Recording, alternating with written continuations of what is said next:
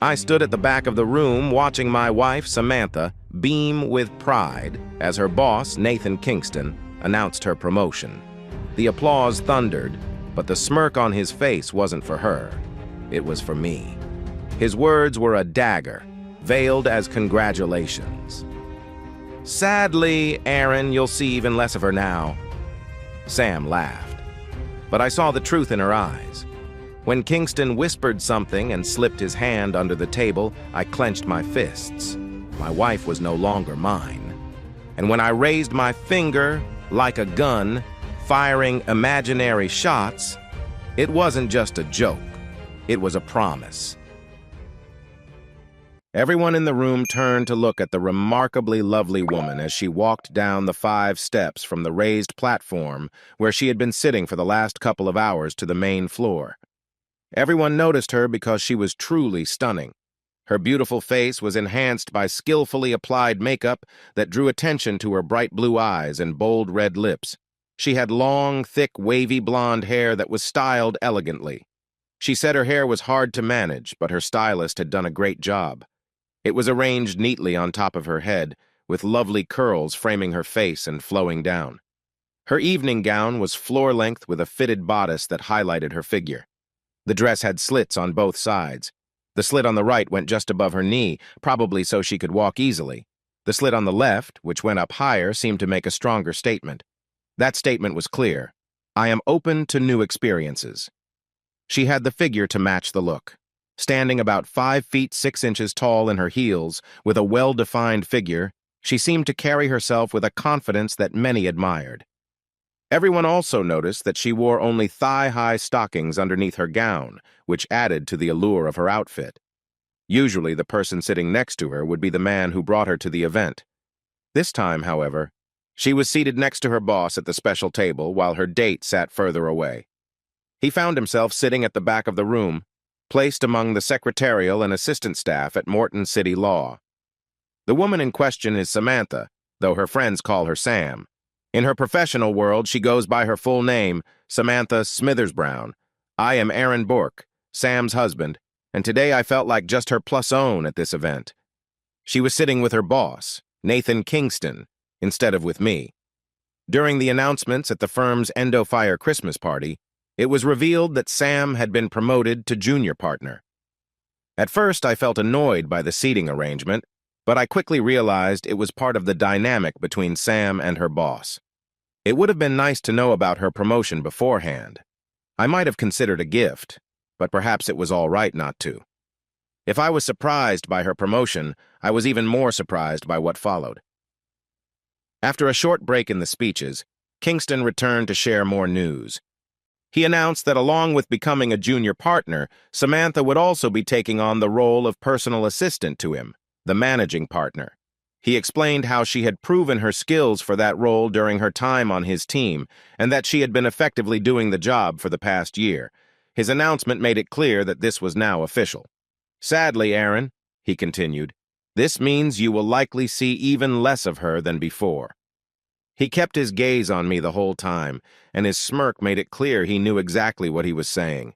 I kept my eyes on him, a smile on my face as I stood up and clapped slowly. I had to appreciate the way Kingston announced this change so dramatically. "Well said," I called out loudly. "I hope you both find happiness." Kingston looked a bit taken aback as he walked back to where Sam was standing. He pulled her in for a quick hug and gave her a light kiss on the cheek. After sharing a few quiet words, they both turned to me and smiled like they had accomplished something special. It felt like their goal was to put me in a tough spot. However, their smiles faded slightly when I returned their smile with one of my own. That smile showed them that I wasn't as shocked as they thought I should be about their public announcement. If they could see my eyes, they would have noticed the message I was sending back to them. To make it clear, I raised my right hand and, like a child, formed a pretend gun. With my first and second fingers forming the barrel, I pointed my finger gun at them and dropped my thumb. Twice. Kingston laughed, thinking I was trying to be brave, but Sam's smile vanished, replaced by concern. After sitting down again, Kingston leaned in and whispered something to Sam, then put his hand under the table. I noticed Sam's eyes widen in surprise. They then shut before she threw her head back, biting her lip. That was something I had seen before. As he had when he announced his connection to my wife, Kingston watched me closely while Sam reacted to what he was doing. His look said, "She's mine now. Accept it or face the outcome." I thought, "You're right about that," as I met his gaze. "She's all yours. And yes, there will be consequences." A smile spread on Sam's face as she opened her eyes.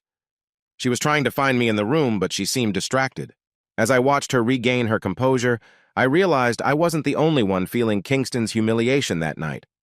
Sam's public situation showed everyone that she was now under his control. Of course, she wouldn't see it that way. She would think being the assistant to the boss made her important, the second most powerful person in the organization. Then it hit me that even though she was still a junior partner, she had reached the top of what she had wanted since starting at the firm. I just hoped she was ready to pay the price for that position. "You seem to be handling this surprisingly well," said the young woman beside me at one of the lower tables. With Sam at the high table, her friend, Helen Wheeler, known as Hell on Wheels, sat with me. "I was surprised you even came." "Why wouldn't I come?" I asked, pretending to be clueless. "I've supported Sam in her career and didn't think tonight would be any different from other events we've been to. I wouldn't miss this year's event for anything." I had a feeling this night would be different. I wish I had known about the seating and the surprise announcements, but at least I wasn't left alone at the table. The person who set up the seating paired me with someone equally beautiful. Her smile lit up her face. The nickname Hell on Wheels fit her well. If I were single, I might have been tempted to pursue her, especially since Sam had told me a lot about her. "I hope you won't tell her I said that," I said, feeling a bit embarrassed. I usually try not to flirt, unlike some people who think my serious attitude comes off as charming. Sam often mentions that many of her friends, including Helen, see my strong demeanor as an invitation, like they want to break through my tough exterior. During dinner, I tried to be the polite husband, making small talk with Helen and listening carefully during the speeches. I may have embarrassed Sam when I stood up and cheered loudly for her when her promotion was announced. I thought if she saw me as a fool, I might as well act the part. She didn't smile or glance my way during my loud display. Instead, she leaned toward her boss and seemed to apologize for me.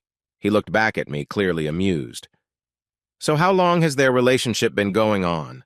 I asked Helen as we waited for the room to change for dancing.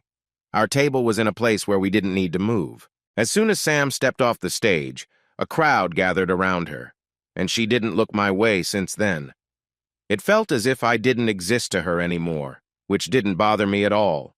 In fact, I found it relieving. I had been thinking about this night ever since I found out something wasn't right. I could have confronted her back then, but I needed time to figure out my situation first. I wanted to understand their intentions and how they planned to go about things. Now, I finally knew. "The connection between Mr. Kingston and Sam has been happening for a couple of years," Helen said. "But she had a few other short flings since starting with the company. Nothing serious. She had a way of networking that helped her climb the ladder faster than most, aiming for the rewards that came with higher status. Remember, these kinds of people are all about achieving their goals," Helen said. "In a big law firm like this, you don't get ahead without making some tough choices. People have to prove they're willing to do whatever it takes to rise in the ranks. It's not an easy climb, and it's not always clean." Helen paused before continuing. "Tonight will mark a big shift for her.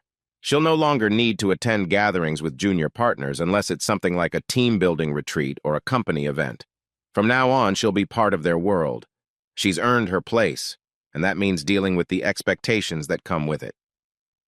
I kept my expression neutral, but my curiosity grew. "Go on," I said calmly. "You won't see her for the next couple of days," Helen explained. "She has a lot on her plate this weekend. These things are seen as a kind of tradition, a way to welcome someone into the fold. It's not an easy path, but those who succeed often face challenges like this." "What do you mean by that?" I asked, my tone sharpening. Helen hesitated before elaborating. "There's a lot of pressure to prove yourself, to show you can handle what comes with the role. It's not about the work anymore, it's about being part of their circle in every sense. It's been this way for years, and no one seems interested in changing it." Her words left me uneasy. That's appalling, I said, unable to hide my frustration. How is this allowed to happen? Helen's response was simple but chilling. Because the people in charge let it happen. In fact, they often participate. I clenched my fists in anger.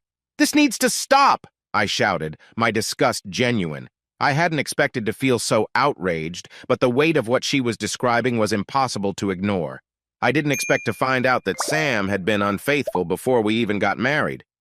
I was shocked to learn how deep her betrayal ran and how many others were involved. As I started to get up, I felt a strong hand on my shoulder. Take it easy, sir, a firm voice said from behind me. It might be time for you to say your goodbyes and leave. You're right, I replied, still standing up.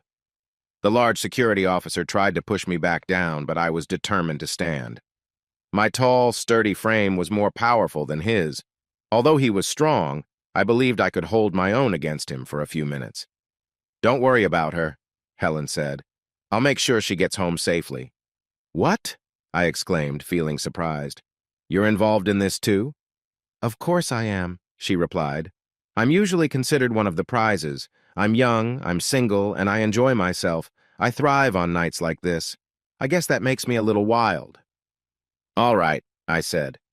My new friend and I are going to say goodbye to my soon-to-be ex-wife. If she leaves with others before I get to her, please tell her not to come back home.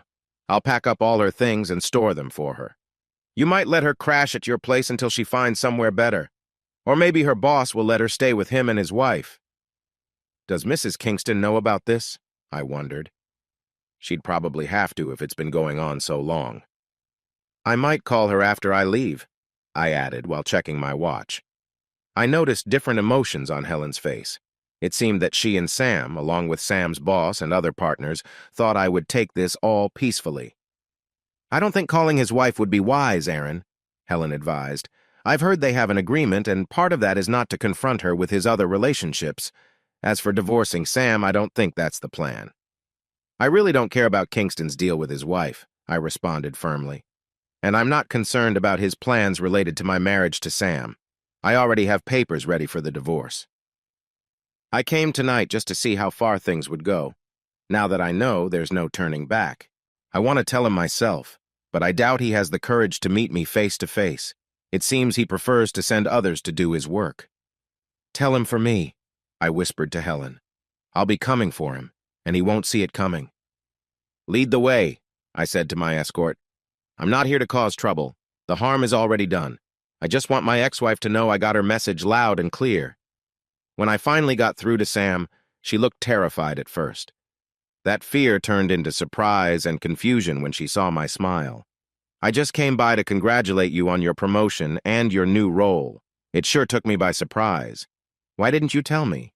I would have brought something special to celebrate, maybe a fancy gift or something, I said lightly. Anyway, I wanted to say goodbye. I know you have some important tasks ahead that will keep you away for a few nights. I hope you enjoy it and that it's all been worth it. I see now why you had to work late and take those long trips with your mentors. I hope it goes well for you, I continued as I took a step forward. She seemed to think I was going in for a kiss, so she leaned in to offer her cheek. Her face was still full of surprise, almost as if she couldn't believe I was handling everything so calmly. But I wasn't stepping forward for a kiss. I had already given her my last kiss long ago. Instead, I extended my left hand. It took her a moment to understand what I was doing, and she slowly lifted her right hand. When she saw my left hand out, she switched to match me. I took her hand gently, then reached with my other hand to remove her wedding and engagement rings. I was surprised she still wore them given her plans for the weekend. But then it struck me that keeping them on would be a strong sign of my situation. You won't need these anymore, I said, placing her rings in my jacket pocket. I wouldn't want them to get worn down any further. Goodbye, Sam, I added. The look of confusion on her face showed me she understood the finality in my voice and the intensity in my eyes when I shook her hand one last time before letting it go. Have a good time with your boss and friends, I said. I'll explain everything when I get home, she replied as I turned to leave. There's nothing to explain, and you don't have a home to go back to, I said over my shoulder as I walked away. You've made your plans clear. I just hope that you and your friends are ready to face the consequences of your choices. I struggled to find my way to the door. Even though I had known about her betrayal, tears filled my eyes. Just because I realized my marriage was over didn't mean I wasn't hurting. My new friend seemed to notice my distress and guided me toward the exit. He left me standing in the hallway while he stepped away to ensure that everything was all right. His absence allowed me to gather my thoughts. When he returned, I introduced myself. I'm Aaron Bork, I said, pulling out a business card from my wallet and handing it to him. Thanks for your help tonight. You seem like a good guy. It's good that we didn't get into any trouble. I don't think you could have hurt me, he replied with a smile. I'm Matt White. He reached into his wallet and pulled out a wrinkled card. You wouldn't have stood a chance against my taser, he joked as he handed me his card. That may be true, I replied, but only if I'd let you use it. True, he admitted with a look that suggested he was just playing along. But I guess we'll never know. I'm sorry about what happened in there, he said after a moment. Though I'm only 28, I've been through a divorce myself, not as tough as what you're going through, but it hurt. My wife was involved with my best friend, and it was painful to realize they betrayed me while I was working. Thanks for sharing that, Matt, I said. Even though my wife has been together with her boss for 2 years, I don't think any of her partners have crossed that line in our home yet. But I do know that they plan to. They may put on a show in public, but they can't truly betray me unless it happens where I can see it. But just in case I'm mistaken, the locks will be changed, and all her things will be out of what was our home and on the street before her weekend plans are finished. After shaking Matt's hand again, I walked to the elevators. I was about to press the button when a feeling made me pause. On impulse, I decided to take the stairs down to the basement parking area. Quietly opening the door to the garage, I looked over at the elevator and saw 2 men in dark clothes, wearing masks. They seemed to be waiting for someone to arrive in the lift. Just then, the elevator doors opened, and an older couple walked into the parking area. The 2 men stepped back into the shadows and allowed them to pass. While they were distracted, I slipped back into the stairwell and pulled Matt's card from my pocket to call him. Hello? He answered. Like me, he hadn't had time to save my number. Matt, I said, this is Aaron Bork. If you want to see how good your taser is, come join me in the stairwell at the parking level. I think there's some trouble coming. Less than 2 minutes later, the young security guard was beside me. I told him what I had seen and what I was planning to do. We opened the door just enough to confirm that the 2 men were still there. Matt then slipped out through the opening. Once I saw he was using the shadows and parked cars to hide, I went back up the stairs to the lobby. 5 minutes later, I felt my phone buzz in my pocket. After answering, I heard someone whisper urgently, "Go, go, go!" A bit dramatic, I thought as I pressed the down button on the wall. Just as I was about to step into the elevator, 2 couples came out of the event room. One man shouted for me to hold the door so they could come down with me. I don't think that would be wise, I said just before stepping inside. I'm expecting some trouble when I get to the basement and it might not be safe. Do you need help? One man asked. They clearly didn't realize I was the one being targeted. I'll tell you what, I responded. Could one of you find some security guards? Tell them one of their people might be in a tricky situation down in the underground parking and could use help. Stealth is important, so they should come down using the stairs. The trouble will likely be near the elevator, so they should wait in the stairwell until either their colleague or I call them. One of the men ran back into the event room as the elevator doors closed. I turned on my phone's voice recorder during the short ride to the basement. Well, I heard someone say as the doors opened and I stepped out of the car. The voice was muffled by a wool balaclava covering his face and mouth. Are you Mr. Bork? And if I am, I replied, then we'd like you to come with us. We have something for you. Oh, great, I said. I love surprises. But what if I said my mother taught me not to go anywhere with strangers? We're not strangers, the second man said. We're police. Oh, well, that's fine then, I said. Just show me some ID and I'm ready to go. Why do we always get the clever ones? The first man muttered, sounding annoyed. He stepped out from the shadows and grabbed my jacket, trying to pull me closer. I surprised him by stepping in quickly and bumping my forehead against his nose, which caused him to loosen his grip. As he let go, I kneed him in the groin. He bent over, and I followed through with another knee to his face. He dropped to the ground, out of commission for the moment. The second man came at me next, swinging. He missed, and as he stumbled forward, I hit him with a quick punch behind his ear. That took him down too. I turned back to the first man, who was trying to get up. I wasn't sure if he wanted to help his friend or run away. In the end, he didn't do either. I grabbed him by the collar of his black shirt and pulled him back into the shadows. "You might want to step away, my friend," I told Matt. "It's best if you don't see this part. Stay with your friends in the stairwell. I've let them know you might need help. It's a good idea to wait a few minutes. I'll call when it's safe to come out. And keep this between us for now, okay?"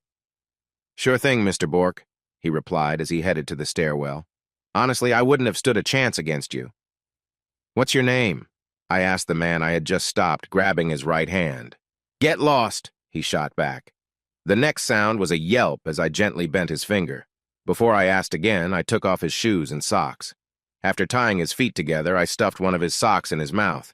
Unfortunately, he had a strong foot odor, and it was tough to keep from gagging. I didn't worry about how he felt. "Let's try this again," I said. "For every wrong answer, you'll lose a finger. Are you right or left-handed?" He raised his injured hand to show he was right-handed. I believed him, though it didn't really matter. I figured he would lose the use of fingers on both hands by the end of our talk. "You've already lost your trigger finger," I said, placing his right hand under my foot as I raised his left hand. Then I asked my question again. "Name?" He nodded, signaling he wanted to answer. As soon as I pulled the sock from his mouth, he spat at me. I quickly put it back and broke the index finger on his left hand. The sock softened his scream. "Now you'll need help until your fingers heal. That could take a month or more, and it will take longer if I run out of fingers to break." By the time I was done, I had his name and that of his friend. I learned who sent them and who had asked for this meeting. Luckily, it wasn't meant to be a permanent fix, but rather an encouragement to leave things alone. After their brief encounter with me, I was supposed to hear that it would go better if I stayed out of things that didn't concern me. What was interesting was that, just before I got off the elevator, they were told to make things worse. They were supposed to add some broken bones to my injuries, but nothing serious, just enough to keep me in the hospital for a few days. The message was to come from one Fred Haig, who would leave the gathering that night with several broken fingers and a seriously hurt face, all authorized by Nathan Kingston. Later, I learned that Mr. Kingston had defended many people in trouble with the law, and many still owed him for his help. By the end of our conversation, Mr. Haig agreed with me that he and his friend, Steve Warren, had fallen down the stairs and tried to crawl to the elevator, hoping someone would find them. Unfortunately, they had both passed out. Not long after waking up, the hotel security found them, and they felt very thankful for that. I was just 10 minutes away from the hotel on my way home when I called Matt White to let him know it was safe to look for the two men. I also briefly told him what they should say. "Thanks for your help, Matt," I said. "It was reassuring to know you were there for me. Call me later to tell me how everything goes. And if you want a job with better hours and pay, let me know. I don't forget my friends, Matt. Anyone who helps me when times are tough is important to me." "I appreciate it, Mr. Bork. I'll call you in a few days. Maybe we can talk about that job opportunity then, if that's okay." "That works, Matt. Just call me Aaron when we're friends." I didn't mention the things I had taken from my attacker's pockets. I figured it was better he didn't know they had been carrying some weapons and a lot of ammo. I was sure he didn't need their wallets or phones. I left them with their small knives and some other items that could cause problems with the police. After leaving the hotel, I pulled over to check the two phones. As far as I could tell, neither had an active tracking app. Just to be safe, I took out the batteries from both. Fred Haig had given me his phone's PIN, and his friend had written his number on tape stuck to the back of his phone. Clearly, not everyone is smart when it comes to these things. If I had wanted to take advantage of them, those pins could have opened their bank accounts. Before removing the batteries, I used Haig's phone to send a text to their boss, saved as boss in his contacts. From what I had heard, James Freeman was a well-known figure in the criminal underworld, but he also valued honor and had a soft spot for veterans, having served in Vietnam and earned medals for bravery. Having spent 6 years in the Army before starting my construction business, I felt a connection there. I wasn't sure if it would help, but I decided to give it a try. From one veteran to another, my message said, "Please back off. This is not your fight." The next morning, I got a reply from my attacker's boss. It came to my personal phone, not the one I had used from Fred Hay. That was a message in itself. "You did quite a number on my guys," it said. "One is badly hurt, and the other still hasn't woken up. I have a job for you if you're looking for work. About the other matter, the contract has been canceled. I've learned what it involves, and it's not good news. By the way, I don't know what you did to our friend last night, but I got a message shortly before your meeting with my guys saying he wanted your injuries to be serious enough for you to spend Christmas in the hospital. It seems he doesn't like you very much. Good luck, brother. As far as my guys are concerned, you are safe. I've done some research, and I don't want Stony Bork coming after me. Regards, Jim. P.S. Call me if you think I can help." I felt relieved to hear that at least one of Kingston's former clients had backed out. However, I knew he still had other clients he could rely on. It did give me a little time to get myself ready. After thinking it over, I replied, "Thanks, brother. I'm sorry about your guys. I hope I haven't caused you too much trouble. Thank you for giving me some space. Unfortunately, I'm quite busy right now, and it looks like I've just taken on a new project, so I'll be occupied for some time. I appreciate your offer of help. I might need it. Cheers, Aaron." As I drove down my long driveway, I took a quick look around my property and checked my house yard and buildings before parking the car. I then made my way up the steps and through the mudroom into the kitchen. After entering the security code, I grabbed a drink from the fridge and sat down on one of the bar stools at the breakfast bar. I had divided the best 50 acres from a 1,200-acre piece of land I bought while I was in the Army, long before I met and married Sam. It was good for grazing and close enough to town for future development when the city grew. Our home was built on a hill overlooking a bend in the river, high enough to stay safe from even the worst floods. It offered both privacy and security. To use the land while waiting for development to begin, which wouldn't take long, I had been raising 300 Angus cattle. I named the property Warragunya, which means house by the water in an Aboriginal language. The profits from the cattle went into a property management account. That fund would pay for the first stage of my development plan.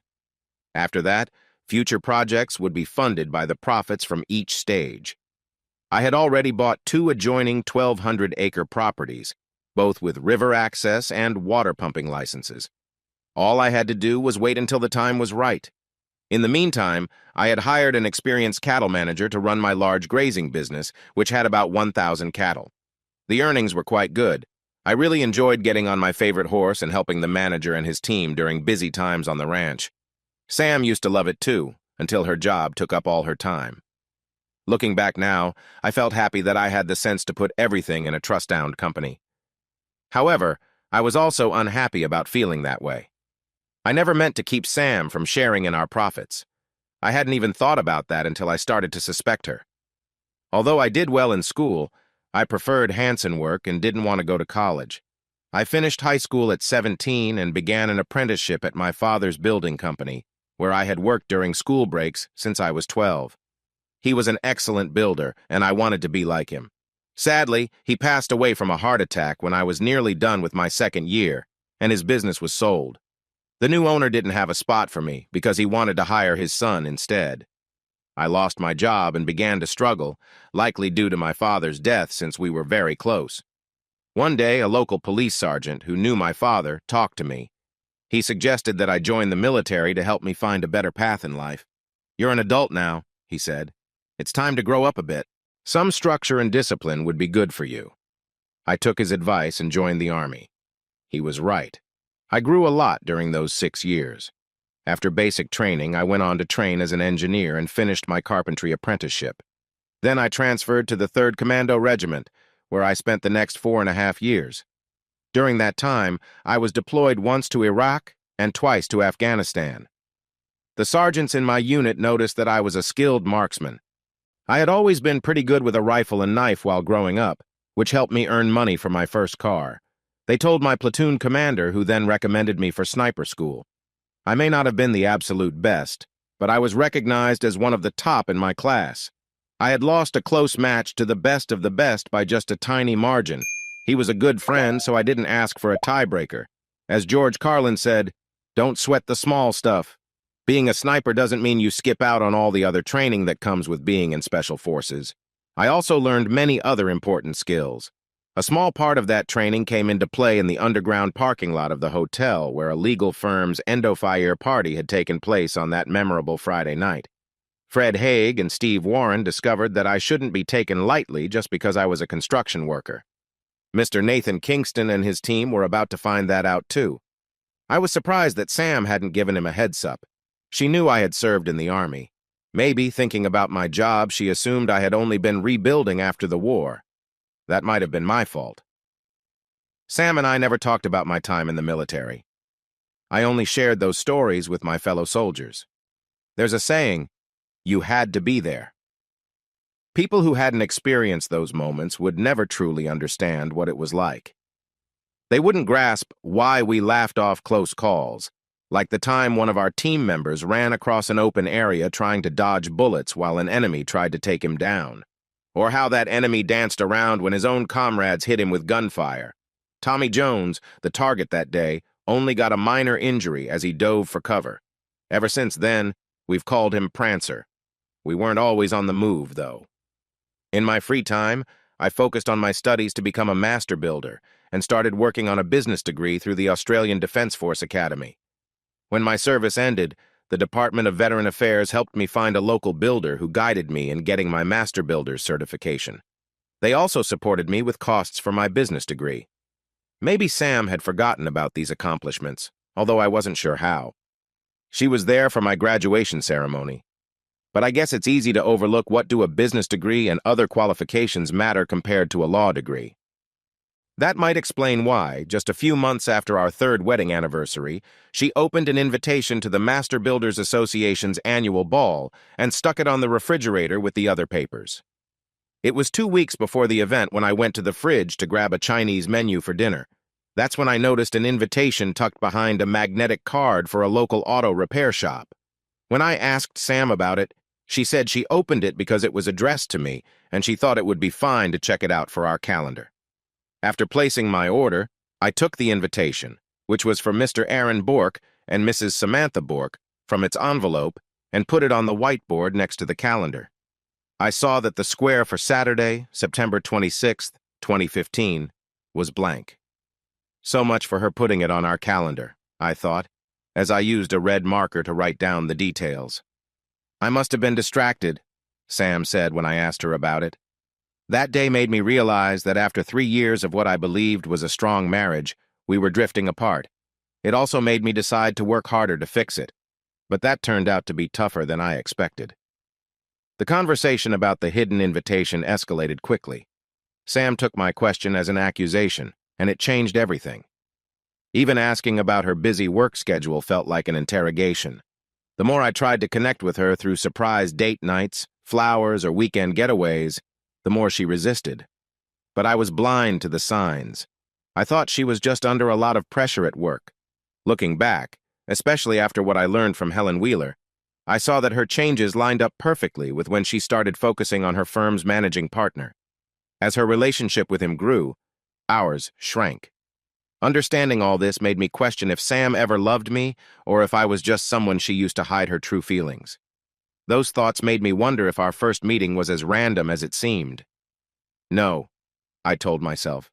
That can't be true. There hadn't been any connection before she asked to share my table at a cafe. I was having coffee and looking at paperwork from my lawyer when she decided to take a break from her office. It seemed we had both picked the worst time to grab a cup of coffee, as the place was full of office workers wanting their morning pick-mope. After 2 coffees, we introduced ourselves and exchanged business cards. We also found out we had some common interests, including a shared love of theater. 2 days later, I called the woman I now knew as Samantha Smithers Brown, who was a junior associate at Morton City Law. I asked if she wanted to join me to see a Queensland Theatre Company show of Pygmalion. Our relationship grew from there. Though we didn't fall in love right away, Our feelings for each other deepened as we spent more time together. We became pretty close early on, and while our moments together were exciting, they were just part of what we shared. It was never spoken, yet I felt we were in a special relationship. Except for the time she had to work on an out-of-town case or attend a seminar, Sam made it clear I was very important to her. There were only a few times we had to change our plans because of her work, but I understood. I had to do the same a couple of times when my own job needed me urgently. With our lives feeling well-connected and our love growing stronger, I proposed to Sam on February 22nd, 2012, which was the anniversary of our first meeting. We got married on June 2nd of the same year and moved into our new home, Warragunya, after our honeymoon. The first 3 years of our marriage went well, but then the invitation to the Master Builder's Ball made me realize things were changing. Sam seemed to think she had married someone beneath her. By that time, she had been at MCL for nearly 7 years and had just been promoted to senior associate. As she aimed for her next big step, it felt like she thought being married to a building contractor, no matter how successful I was, might not help her career when she became a junior partner. The more she climbed the career ladder, the more focused she became on her own goals, leaving our shared goals behind. "You're being silly," she said when we talked about our priorities one night. "We're both busy, but we still find time for the important things and for each other. Things will calm down once I get through this next challenge." But things did not calm down. The important parts of our lives didn't get much attention. Whenever we moved past one challenge, another one showed up. I didn't know it then, but the 2015 Master Builders Ball would be the last one we went to together. By the time the next one came, we hardly talked. She stopped showing interest in my life and rarely shared hers, except for one time in early 2016. For as long as I had known her, Sam had attended a training seminar at the beginning of each year. This seminar was scheduled from the last Saturday in March to the Sunday of the following week. I had 2 concerns about these seminars. First, she could never tell me where she would be beforehand. "Each seminar is at a different mystery location," she explained when I first asked. "We don't know where it will be until we get there." My second worry was that participants had to leave their phones behind. This meant she would be out of touch from the time they left on Saturday until they returned 9 days later. This phone rule was different from the other times she was away, like when she supported a colleague at an out-of-town meeting. Those trips were usually planned ahead of time and lasted only a few days. Since they only happened once or twice a year, we could plan around them and stay in contact.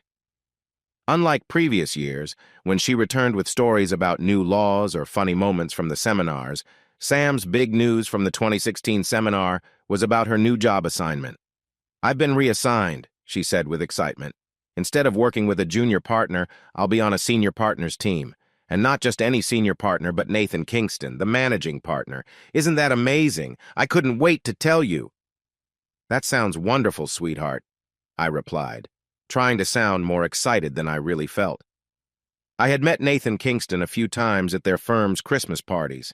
He was an impressive-looking man in his early 50s, about 6 feet tall, with a nice face and a fit build. His wavy brown hair was starting to go gray at the sides, giving him a distinguished look. But it was his deep blue eyes that really caught my attention. I watched as he captivated a witness for the other side in the courtroom, suddenly moving with quickness, like a snake ready to strike. What worried me was how I could picture him acting the same way with any woman he found attractive. It was clear he had his eye on Sam.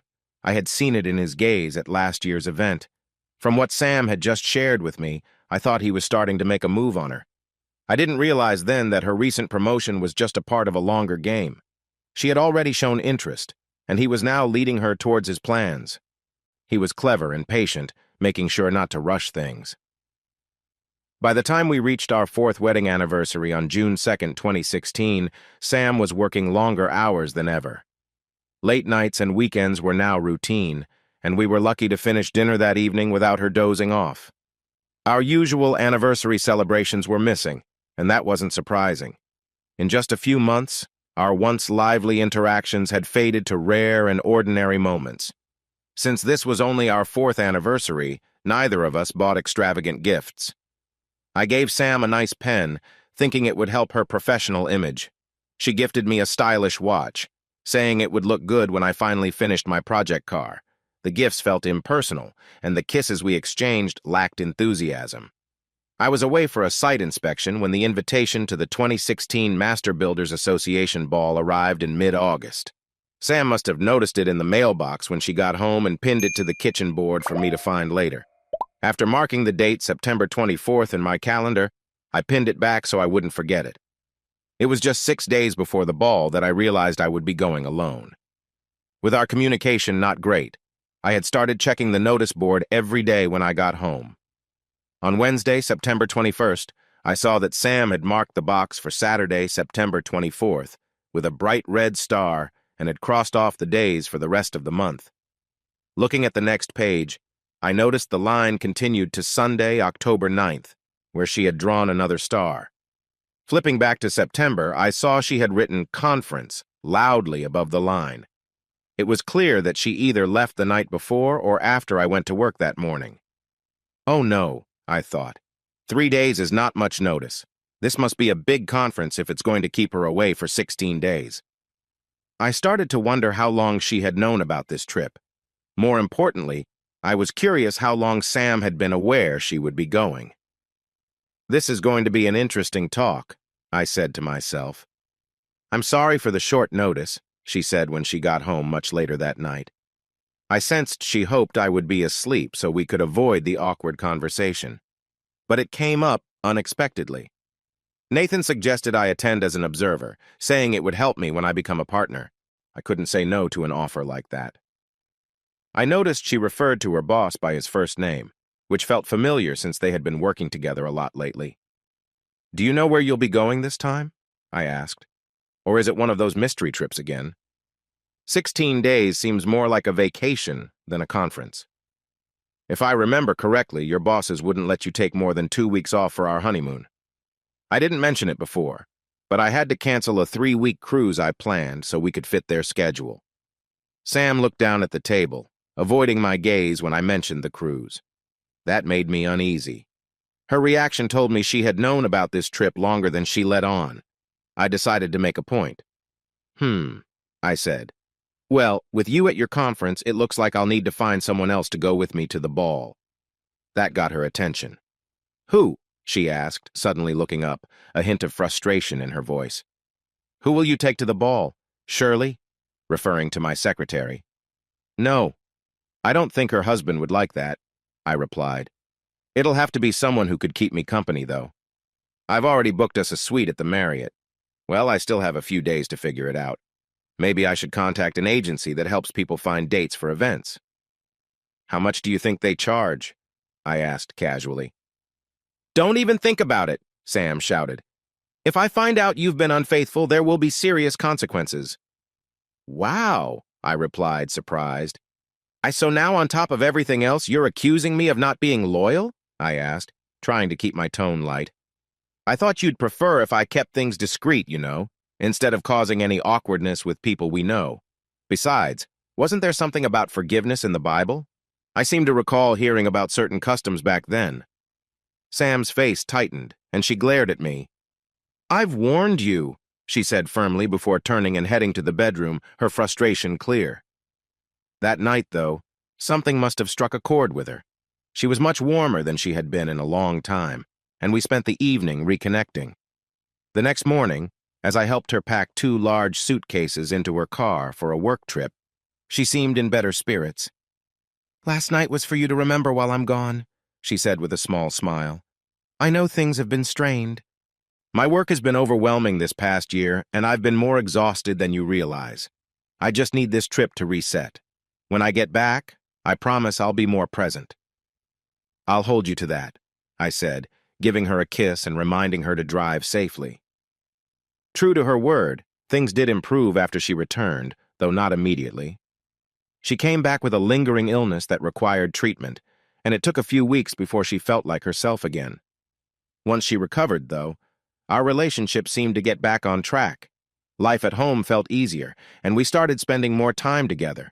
By the holidays, we were talking more openly and enjoying each other's company like we hadn't in a long time. One evening, as we sat cuddling on the couch, Sam asked, So, who did you take to the ball while I was away? I grinned. No one. Your warning worked. I stayed home and watched an old John Wayne movie instead. I figured playing it safe was the smart move." She laughed, shaking her head. "Good choice. I'd hate to think of anyone else enjoying your company the way I do." "You won't hear anything like that from me," I said with mock seriousness, which made her laugh again. We shared a kiss, enjoying the moment. Though she was still recovering, the warmth between us felt genuine, and I couldn't help but feel optimistic about what lay ahead. Showing her confidence would have to wait. During this time of relaxation, my earlier thoughts about the place for the event were proven right. The fact that she had come back with a bronze tan and no signs of tan lines suggested that the event took place in a place where sunbathing in the open was common. Sam and I were relaxing on the back deck, enjoying our renewed friendship while having a drink together. It was one of those increasingly usual evenings when she returned home at a reasonable hour. For some reason, her workload seemed lighter since she got back. "You haven't shared what you learned at the conference," I said casually, "and you haven't told me where it took place either. If I recall, you weren't certain about the location before you left." "I won't bore you with every detail," she replied. "But we learned a lot about some new federal and state laws that might influence our clients. It was quite intense, but the speakers were all experts, including some well-known judges and lawyers.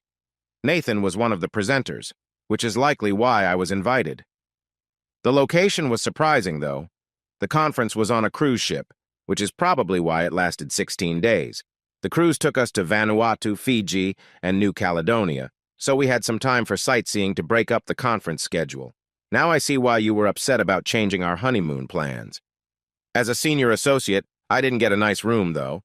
I had to share a simple cabin with another attendee. Nathan, of course, booked himself a spacious room with a private balcony.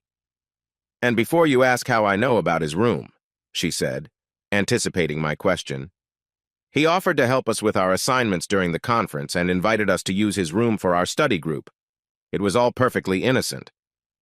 The way she added that last sentence made me think it might not be true. "And the tan and changes to your appearance?" I asked. Even though I was trying to act oblivious, I couldn't ignore the obvious differences. As expected, Sam had a ready answer. "They're easy to explain, my dear," she said.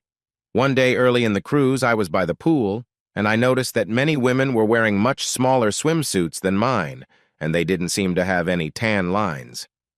Sam explained her story casually, claiming the cruise ship had special tanning areas for men and women on the upper deck and a beautician on board for personal grooming. She mentioned how she decided to try full tanning and, after noticing her tan lines fading, opted for a micro-bikini. However, her swimsuit didn't fit as she had hoped, so she decided to adjust her grooming. She made it sound like it was a logical decision tied to enjoying her vacation. I listened quietly, not entirely convinced. "Well," I said, "I look forward to seeing this swimsuit you've been raving about. The pool should be ready this weekend, and the weather's warming up. Maybe we'll have a barbecue and invite a few friends so you can show it off." Sam shook her head. "Don't be silly, Aaron. My new bikini is for your eyes only." I couldn't hold back my frustration. "Oh, really? It's fine for your bosses, co-workers, and an entire cruise ship's worth of strangers, but not for our close friends and family? That doesn't add up." Regretting my outburst, I got up and walked to the gazebo overlooking the river to cool off. By the time I returned, Sam was gone. The chill in the house was more noticeable than the cool night air outside. She was clearly upset, and I couldn't blame her. The conversation had gone sour. I never saw the bikini, and we didn't host a barbecue that weekend. About a week later, things shifted. One evening, Sam slid into bed beside me with a soft apology. "I'm sorry about the whole bikini thing," she said quietly. "I guess I got caught up in the cruise's carefree atmosphere and left my better judgment behind." That moment seemed to smooth things over, and our relationship felt closer to normal for the next several months. We found a rhythm, even enjoying moments of real connection. But that period came to an end the night before Sam left for a training seminar in March 2017. After that, our relationship lost much of its spontaneity and warmth, becoming more distant with each passing day. From that point on, her life went back to the way it was before the cruise. Early nights and weekends off became rare, and our time together felt less special. I started to think about the past 6 months. I felt there must be a reason for the change in our relationship since the cruise in September and October and the seminar in March and April. What caused it? I may never know. But I started to wonder if it was linked to the 4 weeks she had spent apart from me after returning from the cruise. That, along with her insistence that we be more careful when we got back to being close. The big question in my mind was what caused her to act differently. One day she could barely speak to me, while the next, she wanted to be close. After being so affectionate for 6 months, she went to another seminar and returned to her old self. That was when I really began to suspect that Sam's role in Kingston's team involved more than just being a researcher or assistant. I felt as though he might have had some influence over her actions, especially regarding her personal life. I remembered my earlier thoughts about Kingston being like a clever fisherman, and it hit me that the person he had caught was no longer with me. He had taken her, and she was now swimming in his world. Still, I questioned to myself why he allowed her back into my life for those 6 months. Was that part of his plan? Or did something happen during the cruise that made him let her go for a while? I didn't realize how much control he had over our lives until, as our 5th wedding anniversary approached in June, Sam told me she would be leaving town to help one of her partners with a case in a distant area where her firm was involved. Although she didn't name the partner, I knew it had to be Kingston since he was the one she worked most closely with. As was becoming common, she told me this just 2 nights before she was set to leave, crushing any hopes I had of using our anniversary to reconnect and strengthen our fragile relationship. After coming home late that Monday night, Sam poured herself a glass of wine and joined me in the living room, where I was watching a show about building hunting cabins in Alaska. I had just been thinking about how hard it would be to build anything like that here when she settled onto the couch beside me, tucking her legs underneath her, and shared her news. I'm not sure she had thought about our marriage or our special days in the past year. "I'll be leaving for another business trip on Wednesday," she said during a break in the program. "We have a case to work on in one of the Northern District courts that starts on Thursday.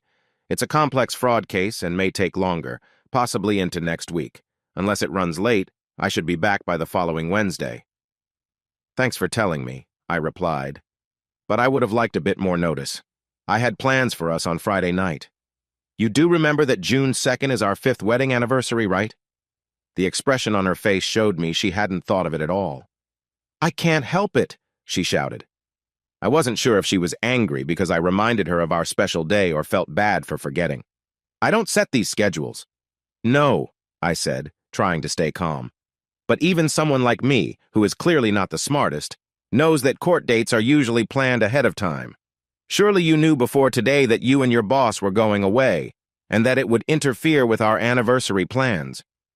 If you had told me sooner, I wouldn't have made reservations at Roberto's or bought tickets for We Will Rock You that night. I could have adjusted our plans around your schedule. Instead, you wait until the last minute, leaving me to either cancel my plans or go alone. Well, let me be clear. I have saved up nearly $1,000 to celebrate our 5th anniversary in style, a good part of which is already paid and cannot be refunded. I don't plan to just sit home wondering what you are doing. I'm not going to let you and Mr. Kingston dictate how I celebrate. I might not have attended the ball last time, but I won't miss the concert. I also won't cancel our dinner at Roberto's or the room I booked at the Marriott. You might not care enough about our anniversary to celebrate it, but I do. Especially since it seems like it might be our last." "What do you mean by that?" she asked. "I mean exactly what I said," I replied. "I'm done with what you and your boss are putting me through. I used to think we had something worth holding on to, but now it seems that's not the case anymore. I'm sorry, but our time together has been tough lately. Our marriage hasn't felt strong for a while now. Maybe we should end it so you can move on and find happiness. You seem to want someone more successful than a carpenter, and I have a feeling you think that person is Nathan Kingston. You spend more time with him than with me.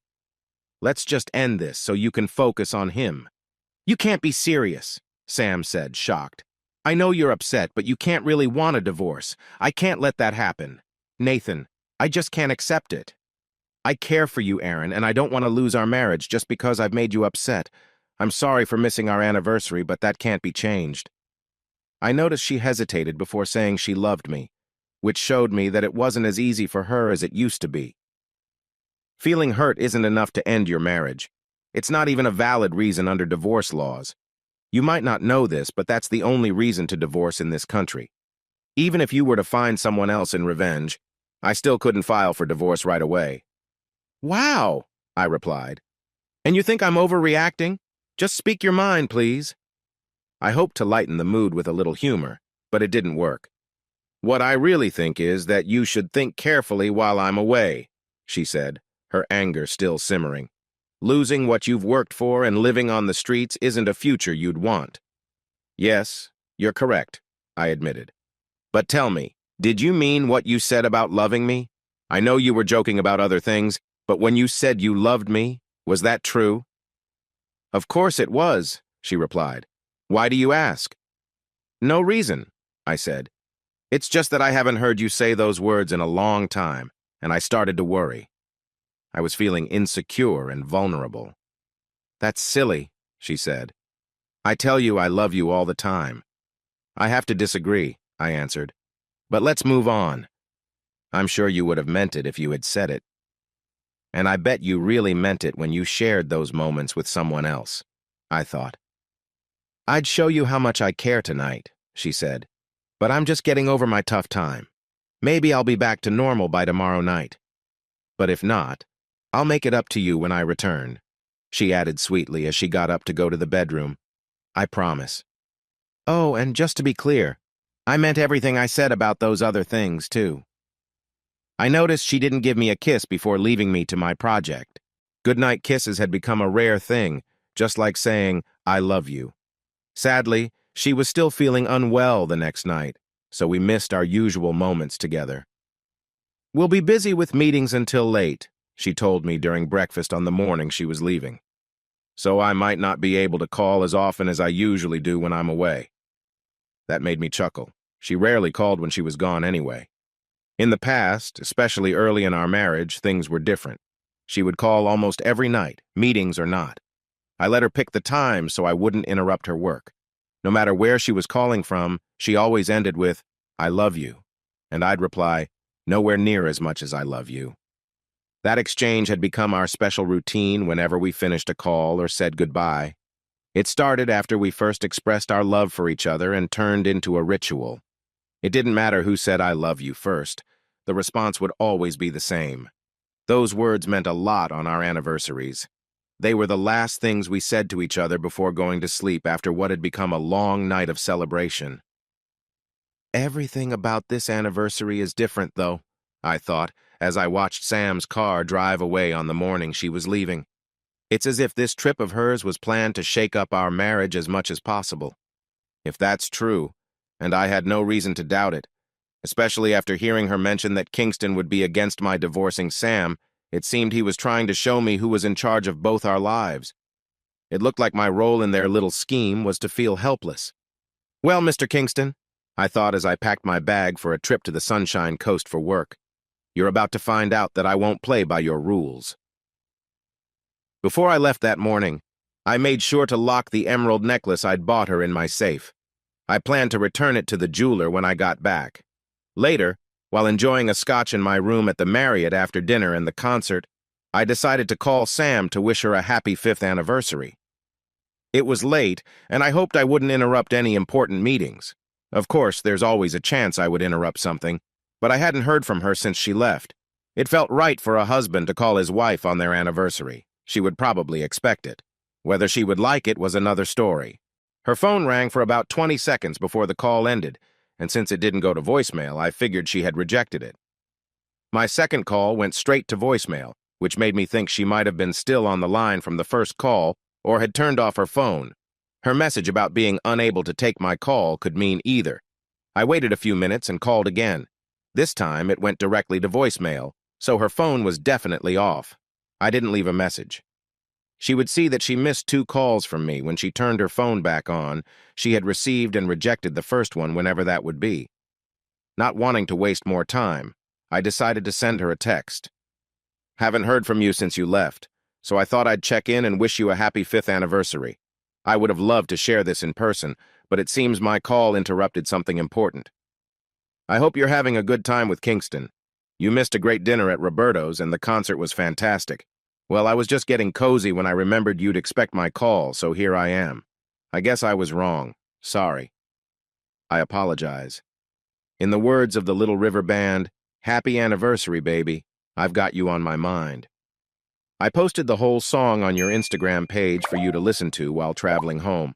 The lyrics fit well, especially the mention of the 5th anniversary. I hope you enjoy the rest of your time in, wherever you are, something else you didn't tell me before you left. And please thank Nathan for being such a great mentor to you. I'm sure you have learned many useful things about handling different situations and creating smart strategies during his guidance. I look forward to thanking him for the support he has given you. I need to go now. No, forget it. I can't keep waiting. Cheers. Your husband, Aaron. I added question marks to see if that would make her reply. Even an angry response would have been something. But it didn't happen. I didn't hear from her the next day or any day during the 8 days she was gone. Not even a message about when she would be back. If I thought there would be any apology from her when she returned, I was wrong. She didn't mention our missed anniversary. There were no belated wishes or gifts, and worst of all, no, I'll make it up to you when I'm back. Instead, I got a lot of complaints about my message. She didn't even mention the song, and it felt like living in a freezer. She also tried to make me sleep in the guest room to teach me a lesson about my supposed insensitivity. That's when she learned what it might be like if she continued to treat me poorly. If you want us to sleep in separate beds, I told her, that's okay. But there's a reason why the biggest room in a house is called the master bedroom. It's because that's where the head of the house sleeps. If you want to be in the same bed as the head of the house, you need to start showing a bit more respect. If you want to keep going down this road, then I will treat you with the same disrespect. Until I see a change in how you treat me, we'll just be like roommates. I don't understand why this is happening, but for now, you'll be sleeping in the spare room. And I'm not talking about the nice room. That's for guests. Guests are important. A roommate isn't important. One of the housemates moved into a room that shared a bathroom with 2 others. If that's how you want to live, I can help you move your things into any of those rooms you want, I said. At that moment, she was crying. I couldn't tell if she was sad or angry, and I didn't really care. She grabbed her keys, purse, and suitcase, loaded everything into her car, and drove away. She came back 2 days later on Friday night, looking a bit calmer. While she was gone, I moved all her clothes into the spare room that was the farthest from the master bedroom. It had a nice view of the cattle yards and the cows grazing in the field. However, when the wind was blowing just right, the smell from the cattle yards could also be quite strong. I also moved her toiletries into the bathroom connected to that room. I placed her underwear on the bed, but unfortunately, both rooms only had double beds. We hadn't gotten around to upgrading to queen beds yet. It took a month for things to begin to feel normal again, and another month passed before we settled into a routine that was more like what you would expect from housemates who didn't really like each other but had to share a space. While Sam's schedule didn't change, we eventually reached a point where we could talk about everyday things without arguing. Still, I knew our relationship would never return to how it was before. Sharing our beds was definitely not part of our housemate arrangement. I never locked my bedroom door, hoping she would change her mind, but that didn't happen. She didn't come to me, probably because she was busy with her partner. Despite wanting to reach out, I didn't go to her either. I refused to lower myself by begging. I knew that would just give her and her partner what they wanted. As usual, we received our invitation to the 2017 Master Builders Ball in mid-August, letting us know it would be on September 30th. After marking it on the calendar, I found out that I would be going without my wife. Sam had to miss it because she would be away on one of her work trips. In the days leading up to her trip, I kept hinting that I would definitely be going to this year's ball and that, like when she missed our anniversary, I would be inviting someone else to go with me. When Sam asked who my partner would be at the ball, I replied, "Oh, never mind. She's a great partner for events like these. She really stands out in a crowd and is very good at talking to people. When she dances, it's like she was born to do it." Sam had always been confident in herself and her actions, and she carried that confidence into every aspect of her life. There were moments when her boldness bordered on arrogance, and those moments often led to tension between us. Her ability to ignore the consequences of her choices made it hard to understand what she truly valued. As expected, she returned from her latest cruise with a deep tan, which she showed off proudly. It was one night in mid-November when she surprised me. For the first time in a long while, she came to my room. She stood silently in the doorway for a moment before slipping into bed beside me. It caught me off guard, but I didn't say a word. "I've missed you, Aaron," she whispered. Her words seemed sincere, but something about her demeanor made me hesitate. She kissed me, and while I wanted to believe it was an act of closeness, something felt off. I couldn't shake the sense that her affection was less about us and more about proving something. Still, I chose not to confront her. Instead, I responded warmly, thinking it best to avoid creating further distance between us. As we lay together, I couldn't help but feel that her intentions were complicated, as if she was testing me or seeking validation. Her actions seemed deliberate, a calculated attempt to evoke a reaction. Despite my unease, I focused on trying to rebuild the connection that had once been natural between us. I reminded myself of the better days when our relationship wasn't so tangled in mistrust and hidden motives. Yet deep down, I knew those days were becoming harder to recall. Later, as I reflected on that night, I realized how much had changed between us. Trust had been replaced by doubt, and the love we once shared felt overshadowed by unspoken truths. Even so, I hoped that with time, we could find a way back to something real and lasting. But that hope was starting to feel more like wishful thinking than a possibility. Kingston had likely taken precautions to ensure everything was in order before any close contact. It was clear, though, that my well-being wasn't a concern for either of them. This led me to wonder how she could have contracted the illness she'd dealt with before. Was it from him, or had someone else been involved? The possibility of others participating crossed my mind, perhaps other passengers or crew members. It was a disturbing thought, but I doubted they would have repeated that mistake. As I thought about the situation, I realized how far my own mindset had shifted over the years. Training in survival had taught me to adapt, to handle challenges no matter how unexpected. Even so, navigating these dynamics with Sam was an entirely different kind of test. That night, as we spent time together, something felt different. Her reactions were more intense, almost exaggerated.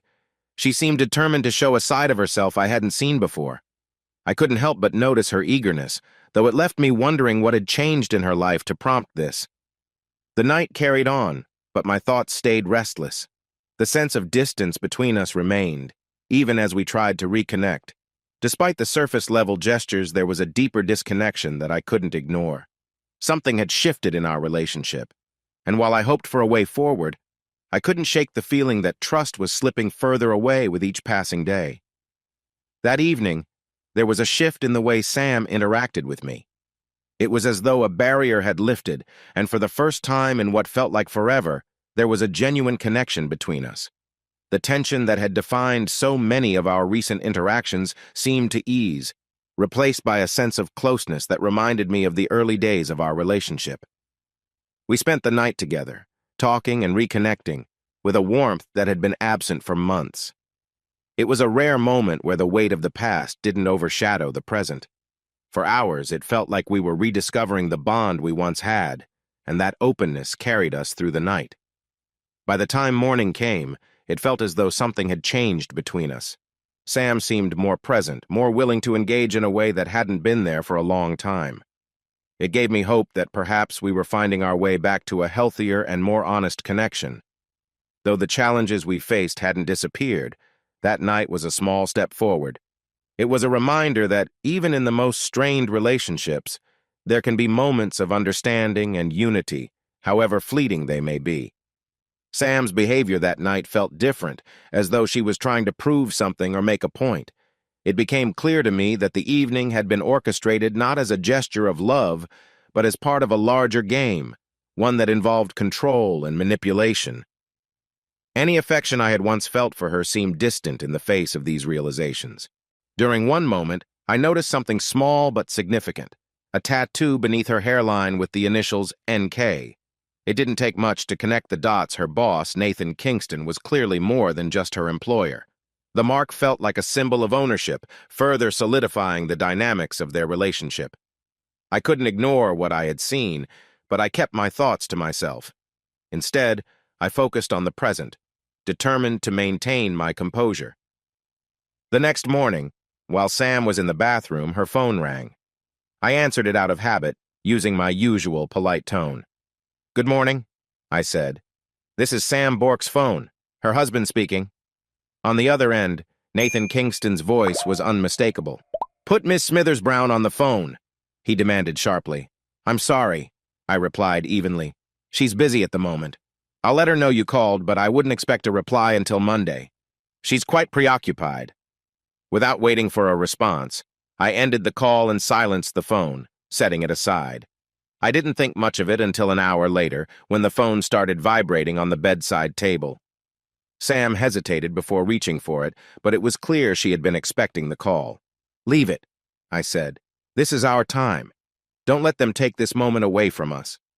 "I can't," she replied, picking up the phone. "It might be important." I sighed, frustrated. "More important than us?" She hesitated briefly, but answered the call. "Yes," she said. Her tone quickly changed as whoever was on the other end began speaking loudly. I could hear the raised voice even as I walked to the bathroom. When I returned, she was off the phone, and her expression was a mix of anger and frustration. "You bastard!" she yelled. "Why didn't you tell me Nathan called earlier? He's furious not just at me for not calling him back, but at you for disrespecting him." "Oops," I said with mock regret, my tone deliberately casual. Her reaction told me everything I needed to know about where her priorities lay. It wasn't with us, and that realization was more painful than anything she had said. "Was that Nathan Kingston? I'm really sorry, darling. I thought it was just a telemarketer. You should tell him that if he wants to be taken seriously, he needs to say who he is. Also, remind him that I don't take orders from strangers on the phone. Anyway, didn't I hear you say you'd be here in 45 minutes? You should hurry if you want to be on time, or you could stay here with me and we could finish what we started." "I can't," she said, her anger still bubbling under the surface. "There's an issue, and I need to go to the office to help him and the team rewrite part of the contract we've been working on for weeks. If I say no, I might lose my job." "And would that be so terrible?" I asked. "Financially, you don't really need to work. If you want to keep busy, I'm sure you could find a job at a smaller, less stressful firm." "I guess you're right," she replied, heading to the bathroom and locking the door behind her. She had taken something with her. "But I enjoy working at Morton City Law," she said when she came out. It was as if there hadn't been a break in our conversation. "It's not just about the money or the pressure. It's the thrill and the teamwork with my colleagues. We push ourselves every day. It feels exciting and energizing." "What? Exciting like what we've been sharing?" Sam said, sipping the coffee cup I handed her as she sat at her old dressing table. She had brought her makeup case back with her, and I sensed she wanted to return to the bedroom with me. While she was getting ready, I didn't just sit around. Besides the coffee I had already given her, I made a couple of toasted ham and cheese sandwiches. I knew from experience that toasties are great for eating on the go. Given her rush, I figured she wouldn't have time for a proper breakfast. I had also prepared another coffee for her in a travel mug. Both the coffee and sandwiches were ready for her on the counter when she was set to leave. As I ate my own breakfast, which felt more like brunch, I realized she was taking longer than I expected to get ready for an unexpected Saturday morning meeting. When she finally appeared in the kitchen, I was surprised by how she was dressed. Her makeup and clothes looked more like she was going out for lunch than heading to the office. I also noticed she was carrying an overnight bag. She felt a little embarrassed as I pointed at it with the coffee cup in my right hand. "I think this might be a late night," she said, hesitating a bit. "So I brought an extra set of clothes just in case. You know the saying, be prepared." "I remember that," I replied. "That's why I always kept some essentials in my wallet when I was younger. Before I met you, I often thought, live in hope. But looking back at last night, I can see you've really grown since our first time together." She blushed again. I called to her as she opened the front door. "Aren't you forgetting something?" She stood there looking puzzled. I held up her travel mug and a plastic bag with her toasted sandwiches. She seemed to relax a bit. With how she had acted since her phone call, I wasn't sure what she thought I meant. "I assume you left your money on the table," I said to fill the silence. I stood in the kitchen holding her food and drink. I wasn't going to bring them to her. If she wanted them, she would have to come get them. I had enough of this back and forth. I wasn't going to wait on her either. "What money?" she asked. "Well, since you didn't say goodbye or give me a hug, I figured last night was more like a business deal. I've never thought of myself as a service provider, but I helped you find a lot of joy during our time together. That must be worth something." I added, "Unless you were hoping for something different and felt someone else did better. If that's true, then I guess you have no reason to pay me." I couldn't help but joke.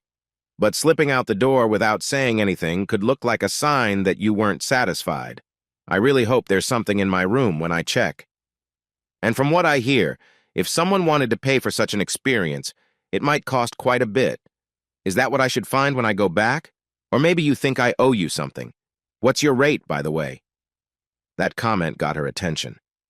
I saw a few tears fall from her eyes as she turned to leave, slamming the front door.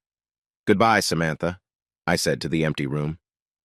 "Looks like you're not first choice, Stoney," I thought as I filled my mug and stepped out to the back deck. She was right about her weekend plans taking up all her time. She got home late Sunday night, looking worn out. Instead of the nice outfit she had on before, she wore jeans, a sweatshirt, and flat shoes. Her makeup was very light. I shouldn't have expected anything else. She was coming home to her husband, not going to meet someone else. She tried to hide it, but I could tell she was having trouble walking. As she struggled to carry her bag through the door and down the hallway, she moved like someone who had been through a lot. My guess that she had spent the last couple of days with more than one person seemed to be true. There was no way one person could have made her so tired after the time she spent away from home. Looking back, I realized that weekend was about who had control. My one night alone couldn't compare to her busy weekend. I probably should have confronted her then, but I was both stubborn and patient. I wanted to know how long she had been unfaithful and with whom. I had an idea of who was involved, but I wanted to learn more about the others. Samantha didn't even try to go to our bedroom when she got back. She moved into the spare room instead. If she had tried to enter our room, she would have found the door locked. Nothing was said, but that weekend marked the end of any illusion that we were still a married couple. We would never share a bed again. Our conversations would only be about household matters. Our personal lives were our own. All I asked was that she let me know whenever she planned to be away for a night or more, so I could make my own plans. In every other way, we acted like housemates. I didn't need to mention that I knew about her other life. It was enough that she knew I knew. "I think you should find someone else to go with you to your firm's Christmas party this year," I said to Samantha after I saw she marked the date on our kitchen calendar. "Oh," she replied, a touch of disappointment in her voice. "Why is that?" "Because I'm going to be away that weekend," I replied. I didn't think I needed to say more. "Well, you should change your plans, Aaron," she shot back angrily. "Nathan has a big announcement to make. If it's what I think it is, I want you there to share it with me." "No," I said firmly. "I've had enough surprises the last few years. I don't need another one. But if you need someone to be there for your surprise, I can recommend an agency that can help you find someone. They've helped me before." "Oh, but you must come, please," she pleaded. "If his announcement is what I think it is, it will be the result of 9 years of hard work. I want you there to see that your support during our time together has mattered. Please, just this once." "I'll think about it," I replied. "But I can't promise anything. I would suggest getting someone to go with you to your firm's Christmas event. It's what I had to do for our anniversary and the ball. They aren't cheap, but they're worth it." I waited until 2 days before the event to bring it up again. "Have you found someone to join you for the event?" I asked Sam as I got ready for work on Thursday morning, just before the function. It was the first time I mentioned my awareness of their relationship. "He's not my date," she responded angrily. "He's my boss. You need to show him the respect he deserves or there will be consequences." But to answer your question, no. I refuse to pay for someone to go with me to an event that my husband should be attending. I thought you cared about me. Cared is exactly the word I would have chosen, I replied. But okay, I continued, letting her think she had won me over. I'll go with you this time. I've supported your career while we've been married, so it makes sense for me to be there. I'm curious about what your boss has planned. I was sure her boss had something up his sleeve for me. After all, he wouldn't overlook the disrespect I had shown by returning his partner after spending time with her. Just a warning, though. If Friday night goes even a little like I imagine, you, Kingston, and others involved will regret it. What do you mean? She asked, a slight tremor in her voice. You'll find out, I answered. But if I were you, I would send that message to your friend. When she came out of her room in that dress on the night of the event, I realized she either didn't share the warning with Kingston, or he had chosen not to listen. What I feared would happen did indeed unfold. His plan to embarrass me was clear and well executed. Having Jim's strong friends around to keep me in line about the situation was an added touch. Thinking there might be some truth in what Helen had told me about Sam's plans, I began clearing out all of her things from my home on Saturday morning. By that afternoon, I had moved all her clothes and belongings to a storage locker nearby, leaving just her car with a suitcase full of clothes and other items she would need for work on the property. I intended to keep it parked in the driveway with the keys in the ignition, so she could leave quickly when she realized she was no longer welcome in my life and had to leave my home. To make my intentions very clear, I planned to swap out the Christmas wreath on our door for an envelope with a short letter and the keys to the storage locker inside. The note would explain the change in our relationship. It was direct and covered everything I wanted to say. It seems hell on wheels didn't pass along my message, or maybe you chose to ignore it. That's understandable. You were likely busy with your farewell party with your colleagues at the time. I asked her to tell you that you are no longer a part of my life. Just like when someone passes away, I have removed all reminders of you from my home. Because of this, I never want to see you again. The keys are in your car, so please leave back to wherever you came from. You might want to ask one of your friends to let you stay for the night. Maybe they can help you find something fun to do. By the way, tell your new friend that there was a big mistake in having me approached by some messengers at the hotel parking lot on Friday night. While I received the message loud and clear, it will, as I warned, lead to regret. I didn't bother mentioning her name in the note or signing it. She is now part of a top law firm, so she should be able to figure out who this is from. The tag on the key in the envelope included the storage unit number, name, and address where I had placed her belongings. I had not mentioned what the key in the letter meant. I thought to myself, let her figure it out. She always told me she was the smart one. I wasn't sure how she would get home and knew she would need her car for wherever she planned to stay that night. It was clear she would never stay in my house again. To keep her out, I changed all the locks and reset the garage door codes. Once she was gone for good, I also planned to change the gate codes. While I was sorting through Sam's things, I called my farm manager and told him to ensure my wife was not allowed on the property.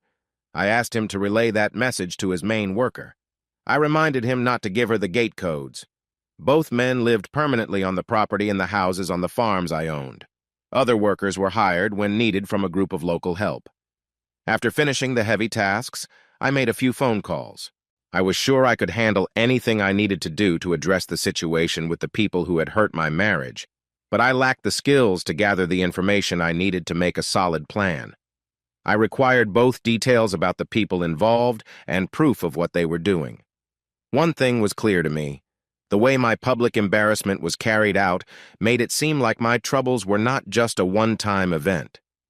From what I had learned from Helen Wheeler, this had been happening for years and was a common occurrence at the firm. If that was true, there must be other husbands and wives who had faced similar difficulties. I understood that cuckolding, due to its nature, was connected to certain relationship dynamics, and I began to wonder how far the people at Morton City Law had gone with this. I also questioned how Sam thought I would accept being part of her plans. My first call on Sunday morning was to someone I believed could help with gathering information. Tommy Jones, a friend from my Army days, was not only a skilled soldier but also had a talent for computers. In fact, that's how he ended up in the military.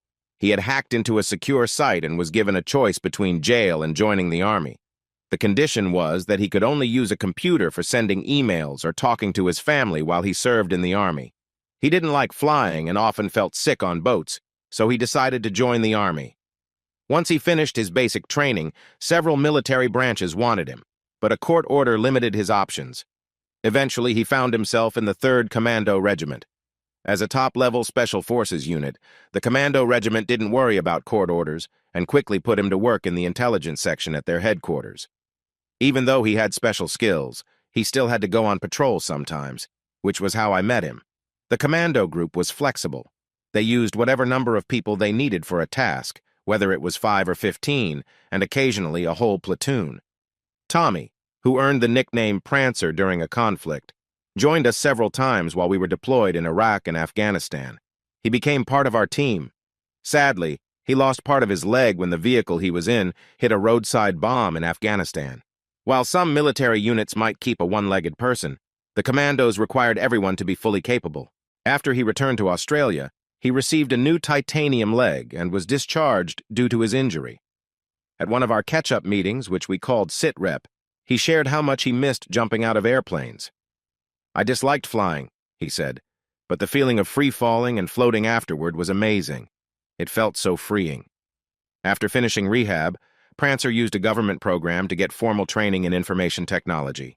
He graduated with a Bachelor of Computer Science degree. Now he specializes in data management and tracking cybercrimes, as well as electronic monitoring. He seemed happy to hear from me and invited me over that afternoon. When I suggested we meet in a quieter place, he agreed to a little coffee shop between his home and mine. "I wish you had talked to me sooner," he said after I explained my situation. "We could have almost solved this by now." "I would have reached out earlier if I knew how serious it was," I replied. But I didn't realize how focused Kingston was on his goals until Friday night. Maybe my support for her job led her and her bosses to think I was okay with being the easygoing partner. Well, they're about to find out that's not true. Tommy sat quietly for a moment. "Okay," he said finally. "Let me give you some things that might help with gathering information." He left and went to his car. As he moved through the cafe, I was impressed by how well he got around. If you didn't see his prosthetic leg, you wouldn't guess he had one. When he came back, he handed me 4 small packages. The biggest one is a GPS tracker. If you connect it to the power in her car, you'll know where it is at all times. It will start tracking once you turn it on.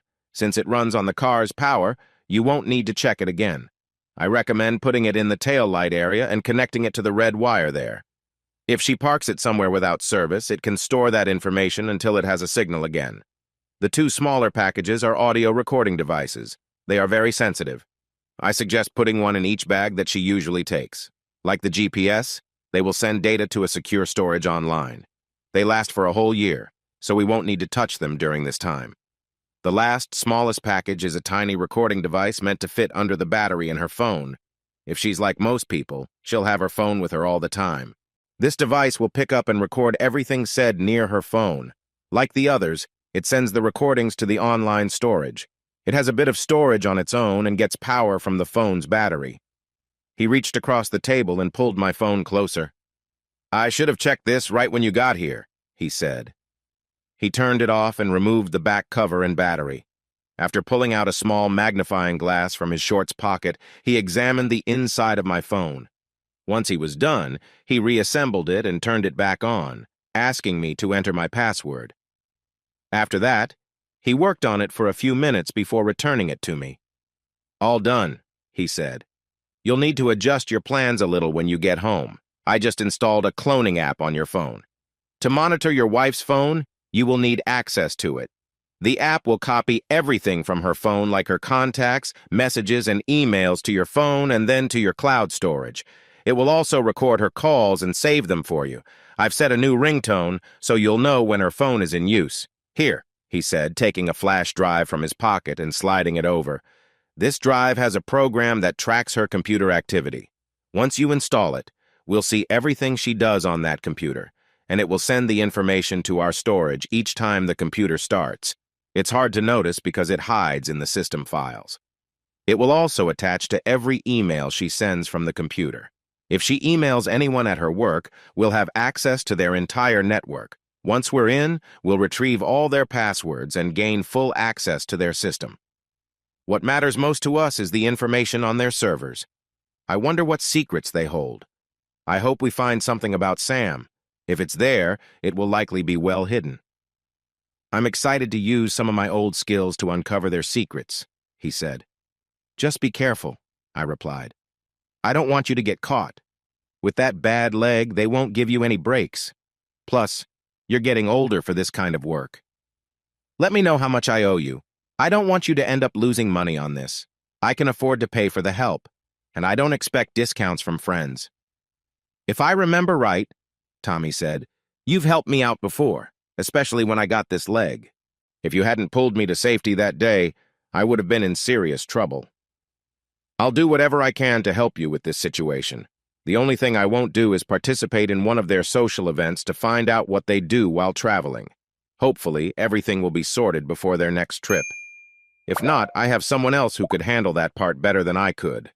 I'd gladly take on the role of our man in Palm Cove without hesitation.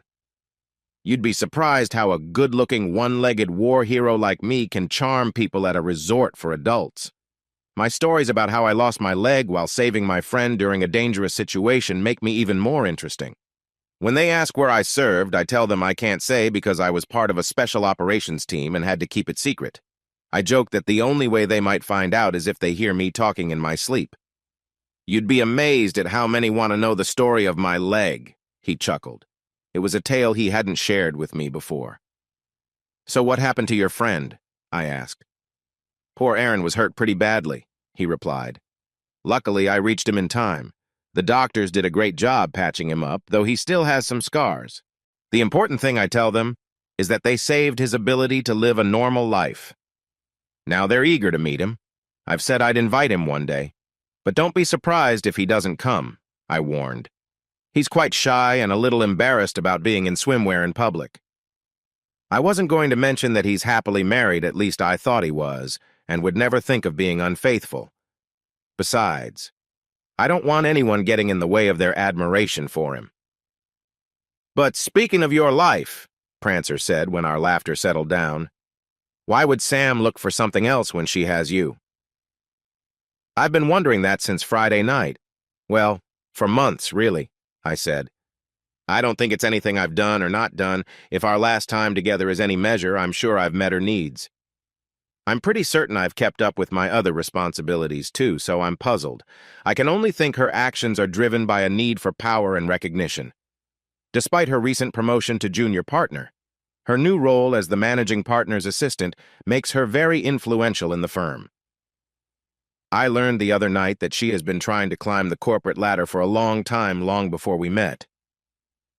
Do you want me to warn the guys? Tommy asked as I got ready to leave. It might be a good idea, especially after what happened in the parking lot. They'll be ready for the next time. I doubt the next trouble will come from the same group, I replied. But it could help to have someone looking out for me. Thanks for the heads up. My mind feels a bit stuffed right now. I haven't slept much since Friday night, and I don't expect tonight to be any better. It looks like I'll have to let her stay in the house at least one night so I can check her phone and computer. Any sleep I might get will be with one eye open. I know she will come back with more details about the situation. After saying goodbye and sharing a quick hug, I went home. I had some things to do before Sam got there, assuming she returned that night. Honestly, if I didn't need to set up her devices, I wouldn't care if she came back at all. Attaching the GPS tracker to her car took just a few minutes. Just like Tommy suggested, I connected it to the taillight power and secured it to the wiring. It looked like it was meant to be there. I left her car parked and rolled the suitcase I packed for her into the house. After taking it to her room, I placed it on the bed and pulled out her computer. It had been the last item I packed. As I unzipped the suitcase, I realized I wouldn't need to let her spend the night after all. Her mobile phone was resting on top of the laptop. Clearly, she didn't want her weekend fun interrupted. While I waited for her computer to turn on, I opened the back of her phone and installed the tracker, sticking it onto the back of the battery. Just like the GPS tracker, it appeared to be part of it. After piecing the phone back together, I turned it on and entered her password. For someone as clever as Sam, she was outdated when it came to technology. She preferred simplicity when it came to security. What could be simpler than using your birthday as a password? To her credit, she did make it a bit trickier by putting the month before the day. Once I had her phone password, I knew I could access her computer too. It was likely she used the same password for both. I hoped breaking into her work servers would be just as easy, though I wasn't very confident about that. Surely, I thought, they must have strong security measures at her job. But that was something I would leave for Tommy to figure out. My task was to prepare her phone and laptop for him so he could do his magic, but I would handle the laptop later. First, I needed to focus on the phone. Step 1 was to turn on her Bluetooth. That was simple. Step 2 was to get my phone ready and open the cloning app. Again, easy. Step 3 was to put the two phones next to each other while the program copied from my phone to hers. I was getting a bit restless. While this was happening, I accidentally bumped her laptop and after logging in as Sam, plugged in the flash drive.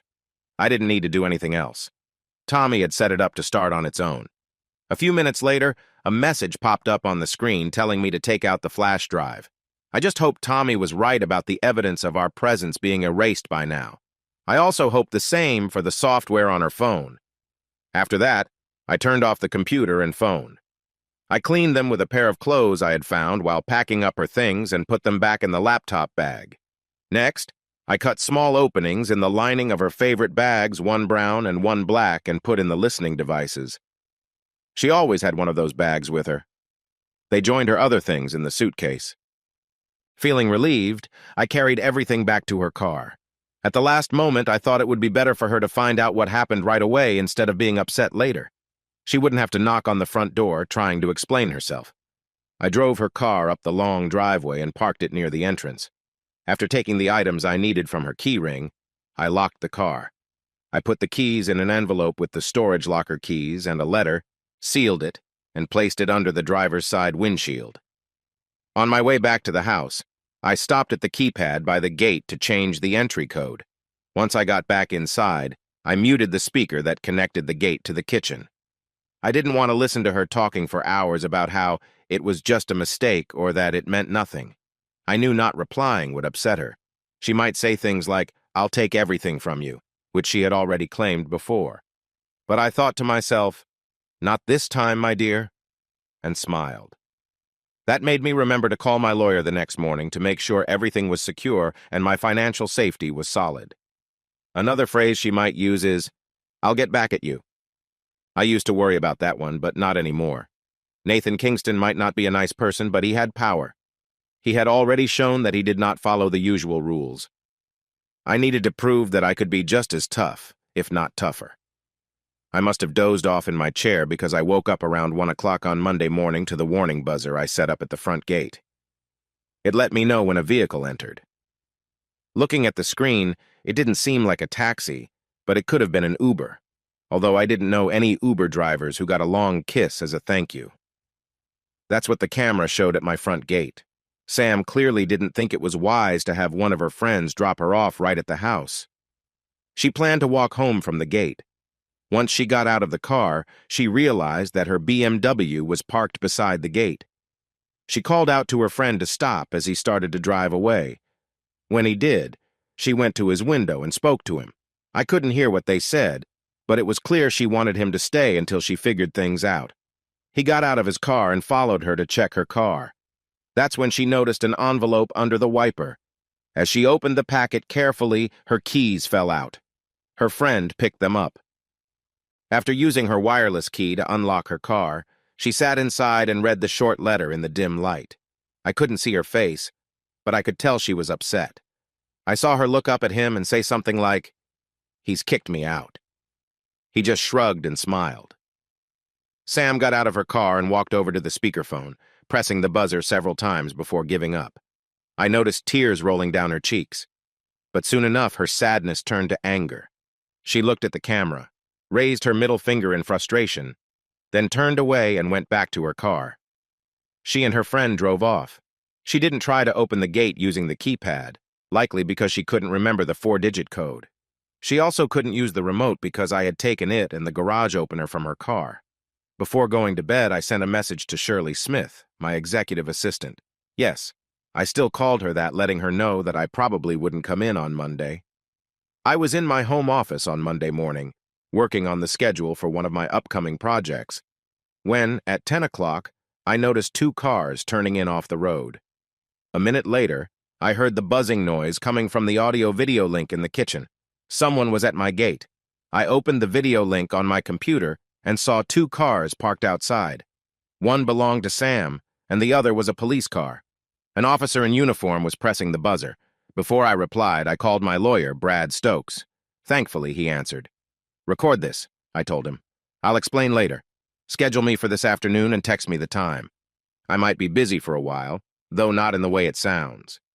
I waited a bit for him to get ready and then answered the gate phone as soon as he said he was all set. "Yes?" I said. "How can I help you, officer?" "Are you Aaron John Bork?" he asked. "I am," I replied. "Are you the husband of Samantha Jane Bork?" he continued. "There may be legal papers that say so," I replied, "but in my opinion, that's not true, and I plan to clear that up soon. The woman you mentioned doesn't belong in my life anymore and no longer lives here." "That may be true, Mr. Bork," he said, "but I have a court document giving Mrs. Bork permission to enter your shared home to get some personal items." "Are those items listed?" I asked. "And could you please introduce yourself?" "I'm Constable Jeffrey Leadbottom, sir. No, the items are not listed. The document just says, 'some personal items,' sir." "Sounds a bit vague for a legal document, don't you think, Constable?" I said. "I would recommend that Mrs. Bork check with her lawyer to specify what she wants. Until I know exactly what she intends to take from my property, she is not coming in. To my knowledge, I removed everything that belonged to her over the weekend. Anything not in her car this morning was placed in a storage locker, and she has the only keys to it." "Goodbye, Constable Leadbottom," I said before hanging up.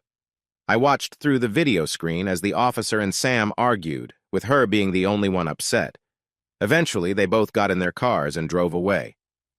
"Wow," my lawyer said after I picked up my phone. "Do you want to work with me? That was a great way to handle a tricky situation. I've got it all recorded. Do you want to tell me what's going on? Or do you want to wait until this afternoon?" "This afternoon would be better for me," I replied. "I have a few things to take care of, and I'd like to leave before they return. But before I go, I need to find out what's so important that it needs a court order to collect." I packed all her clothes and personal items and put them in storage. She probably hasn't had time to check everything before following up on that order, so whatever it is must be hidden somewhere I haven't looked, and that can only mean one place. After saying my goodbyes, I went to the garage and got a pair of gloves from my workshop. I used them when working with sticky materials. Once I had them on, I headed to the main bedroom and opened her safe. I had installed it so she could safely keep her jewelry and other valuables. I also set its combination using the digits of her birth date. My heart raced as I found a stack of DVDs in a box at the back of the safe. It took me almost 2 hours to copy the 15 discs onto my computer. I didn't take the time to watch them, but transferred them right onto a flash drive and then saved them to my personal cloud. While I was copying the files, my phone beeped. It was a text from Brad saying he had scheduled my last appointment of the day at 4:30.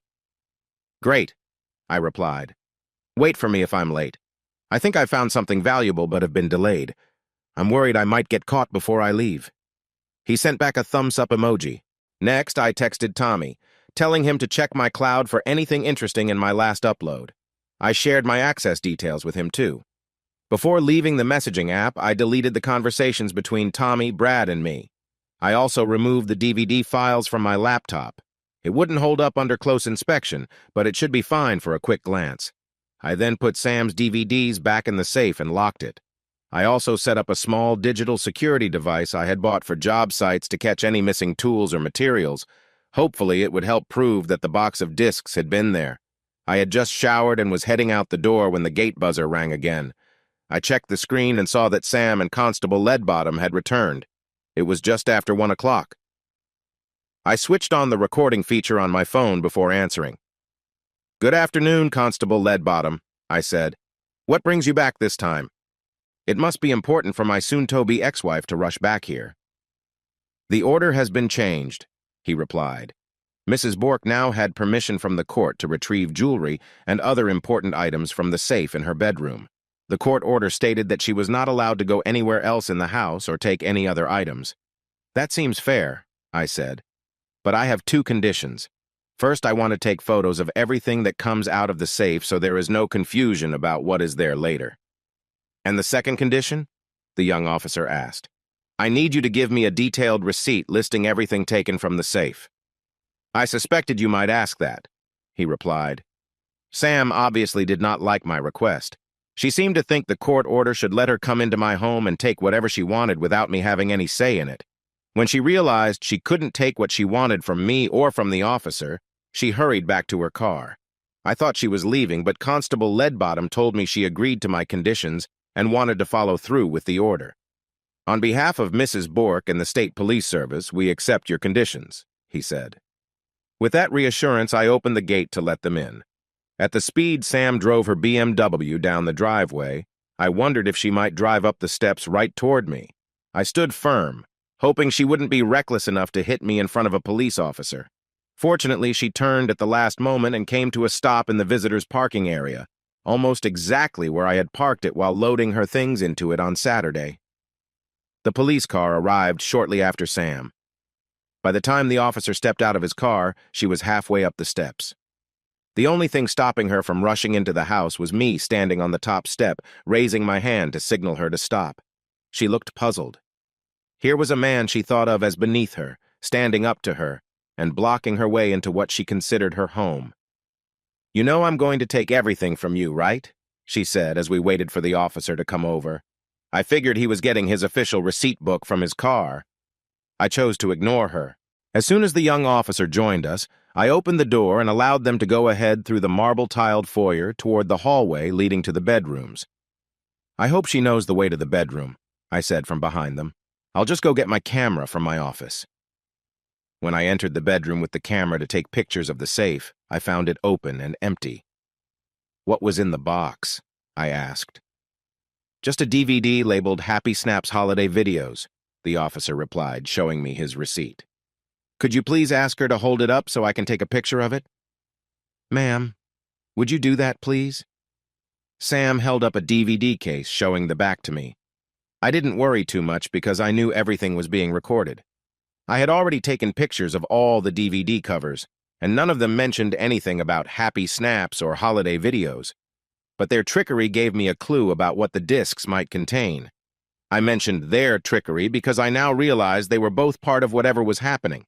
If lawyers were involved, it made sense that police would be connected too. The way they got the entry order suggested that some judges might also be involved. An hour later, everything taken from the safe had been recorded with photos and notes. The young officer was about to finish his report when I stopped him. "There's one more thing to add to the list," I said, leaving the room.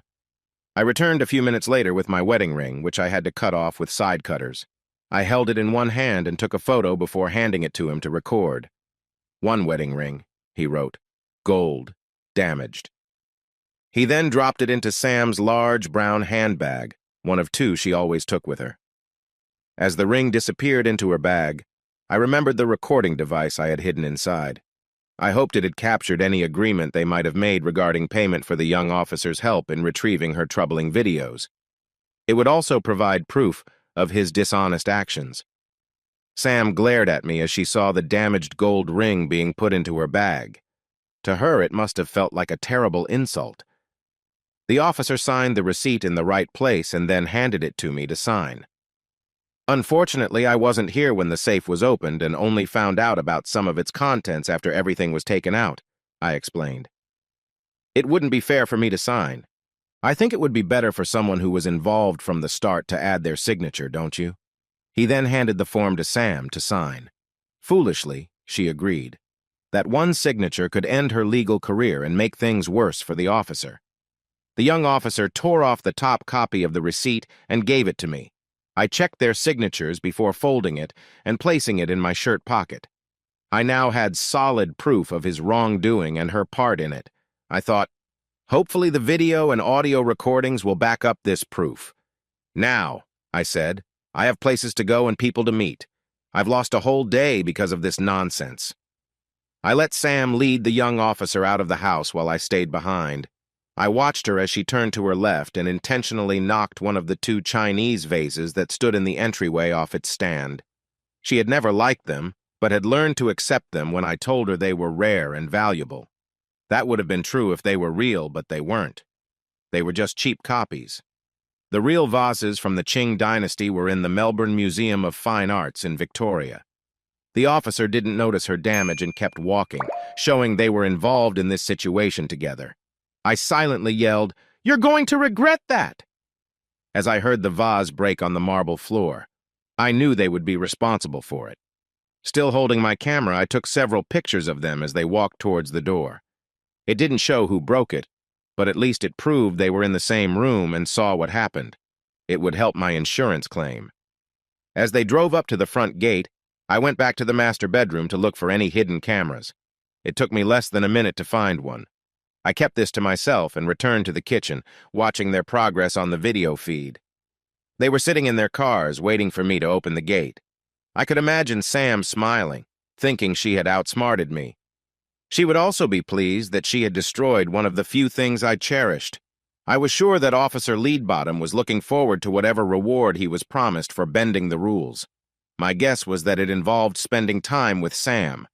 With my soon-to-be ex-wife and her companion gone, I loaded everything I needed into my car and drove into town for my meeting with my lawyer. At the gate on my way out, I wrapped a strong chain around the gate and the post it latched to, and another around the hinge side of the gate. Each chain was locked with a sturdy padlock that had an electronic sensor. They and the gate lock worked together as one unit.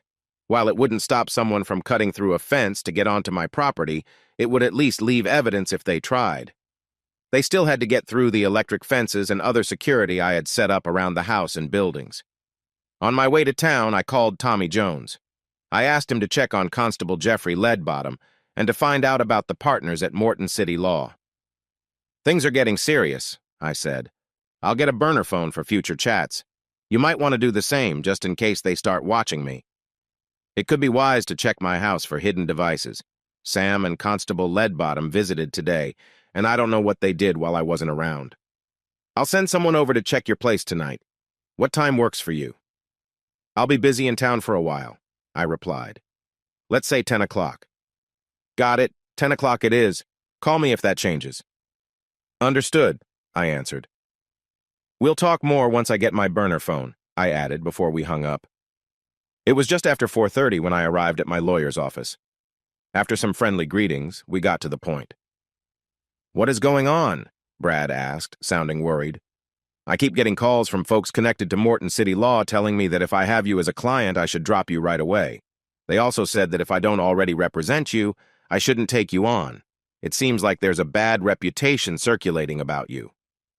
From what I hear, this message is spreading through the legal community. If MCL gets their way, the only lawyers who might help you will either be unqualified, overly friendly, or new and lacking experience.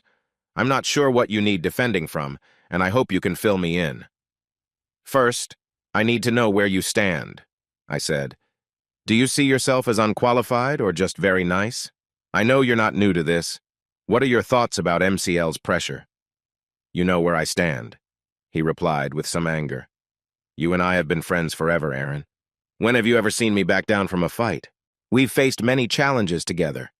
The only time we weren't there for each other was when you joined the army to stand up to bigger bullies, and I went to university to study law so I could fight them in a different way.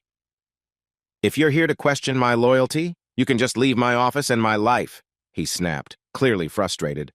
I wouldn't have been surprised if he tried to throw me out of his building. Our families had been next-door neighbors. Brad was right. I had known him since he was born. Our parents even used to put us in the same crib when they got together. We would chat for hours, and our parents had no idea what we said, but they knew we understood each other completely. As we grew older, we didn't need to talk much. Whether we were playing sports or just hanging out, we instinctively understood what the other one was thinking. We made a great team, something our coaches noticed in whatever sport we played. Brad and I were closer than I was with my younger brother. It became a bit tricky when he married my younger sister, as I had to share my best friend with my second best friend. I hoped that he and I still had our old bond. and it seemed that we did. I knew how to get him worked up. "So being selfless is your angle," I said calmly. "Relax, little brother. You taught me to think things through and be open about everything. That advice really helped me back in the day. I'm sorry if I upset you, but I had to consider that you might not be ready for a challenge. Now that I see you're as ready as ever, we can get to work." His face still flushed. Brad stood up from his chair, walked over to the shelves lining one wall, and reached for a book like he was planning to bring it back. But as he pulled it, the whole section of the shelf opened to reveal a well-stocked bar. He grabbed 2 whiskey glasses, filled them with ice from a small fridge, and poured in a generous amount of the Balvenie 15-year-old scotch. When he returned to his desk, he was smiling. "I see you're still the same person I always knew," he said, handing me a glass and lifting his. "To hard-fought battles, past, present, and future," he said as we toasted, our old saying after overcoming challenges together, whether in sports or against rivals. It had become a tradition for us to raise our glasses to each other the night before a football or cricket game. "To challenges," I said. "Just so you know," I added with a smile, "I won't hold it against you if you want to back out once you hear what's going on. I might think a little less of you, but I won't hold a grudge." We both chuckled as he settled back into his chair. I spent about an hour filling Brad in on everything. I started with our marriage, which he already knew about since he was my best man, and wrapped up with my talk with Sam and her police friends earlier that day. I let him copy the DVDs on my flash drive and the video from the small camera I had set up in our bedroom. I also shared the audio files I had recorded on my phone during my conversations with the young officer and gave him copies of the photos I took to document what was in Sam's safe. One of the pictures I had taken of the DVDs showed that the box held not just the 1 disc listed on the police officer's receipt, but 15. None of the cases were labeled Happy Snaps Holiday Videos. There was just 1 DVD for each of the first 2 years Sam worked at MCL, suggesting one event each year starting in 2010. This hinted that she had been involved in whatever was happening for 2 years before we got married. However, we were in a committed relationship during the 18 months before our wedding, or at least I thought we were. To my knowledge, her only trips during that time were her team-building seminars she attended each year. Starting in 2012, there was more than 1 recorded event per year. This was also when she began going on out-of-town cases with partners. This matched up with the addition of a 2nd disc in the collection. Since these were usually shorter trips, I assumed that the 2nd disc each year was a summary of activities from those outings, including the one she took with Kingston in May and June of this year, which kept us from celebrating our 5th wedding anniversary together. The years with 3 discs began in 2016, the year Sam started working directly with Kingston and attended her first cruise conference.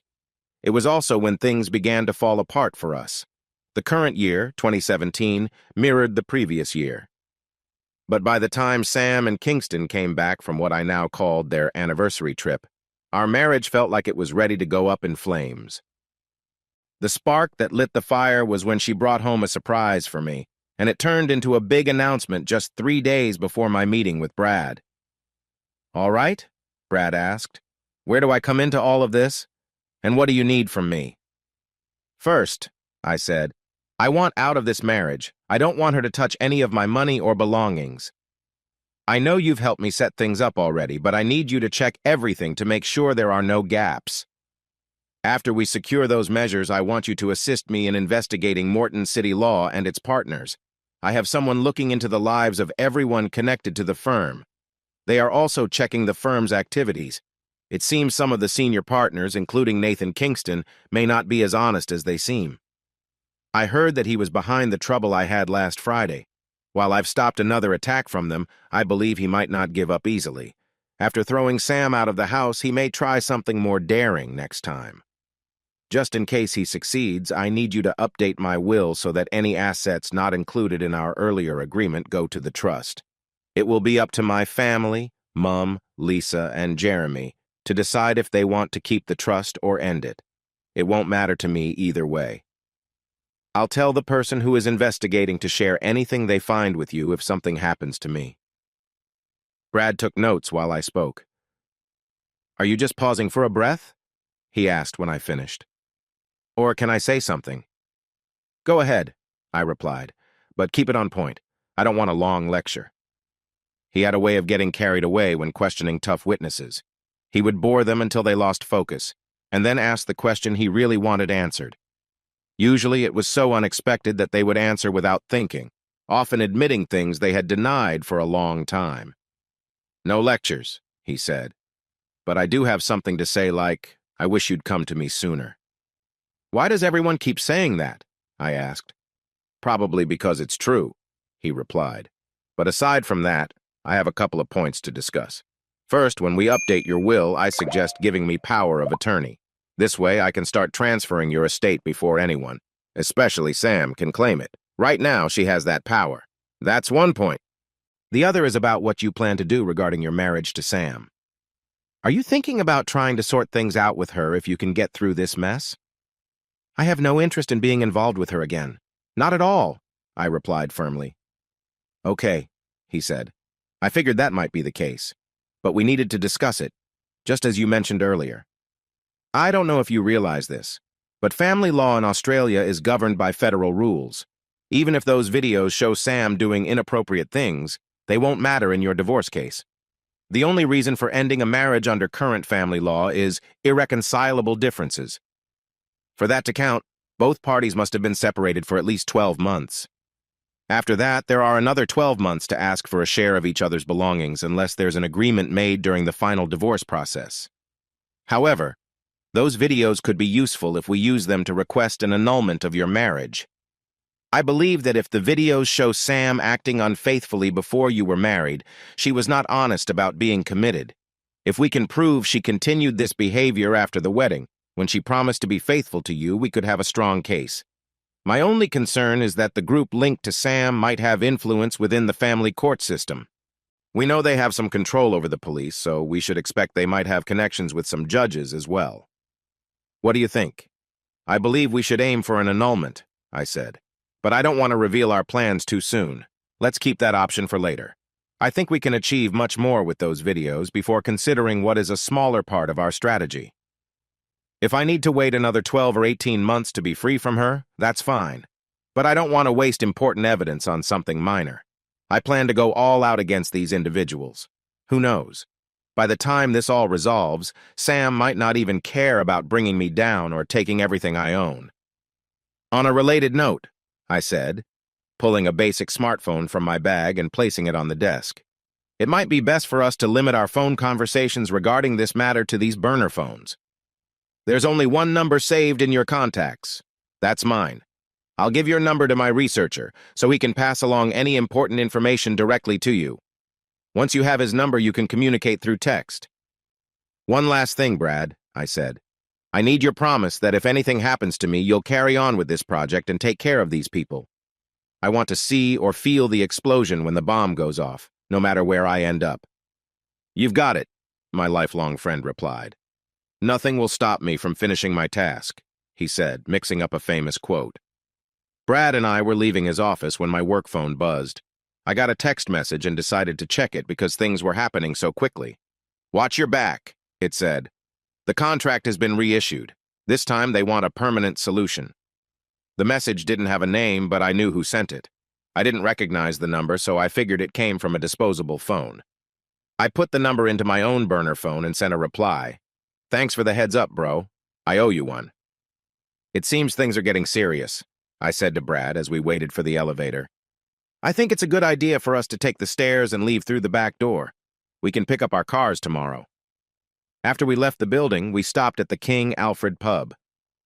While Brad got us some beers, I called Tommy Jones using my burner phone. It didn't take long for you to break the rules, he said when he answered. I thought this was supposed to be text only. It was, I replied, but this is too urgent for texting. I just heard that someone has put a hit out on me. They want me gone as soon as possible.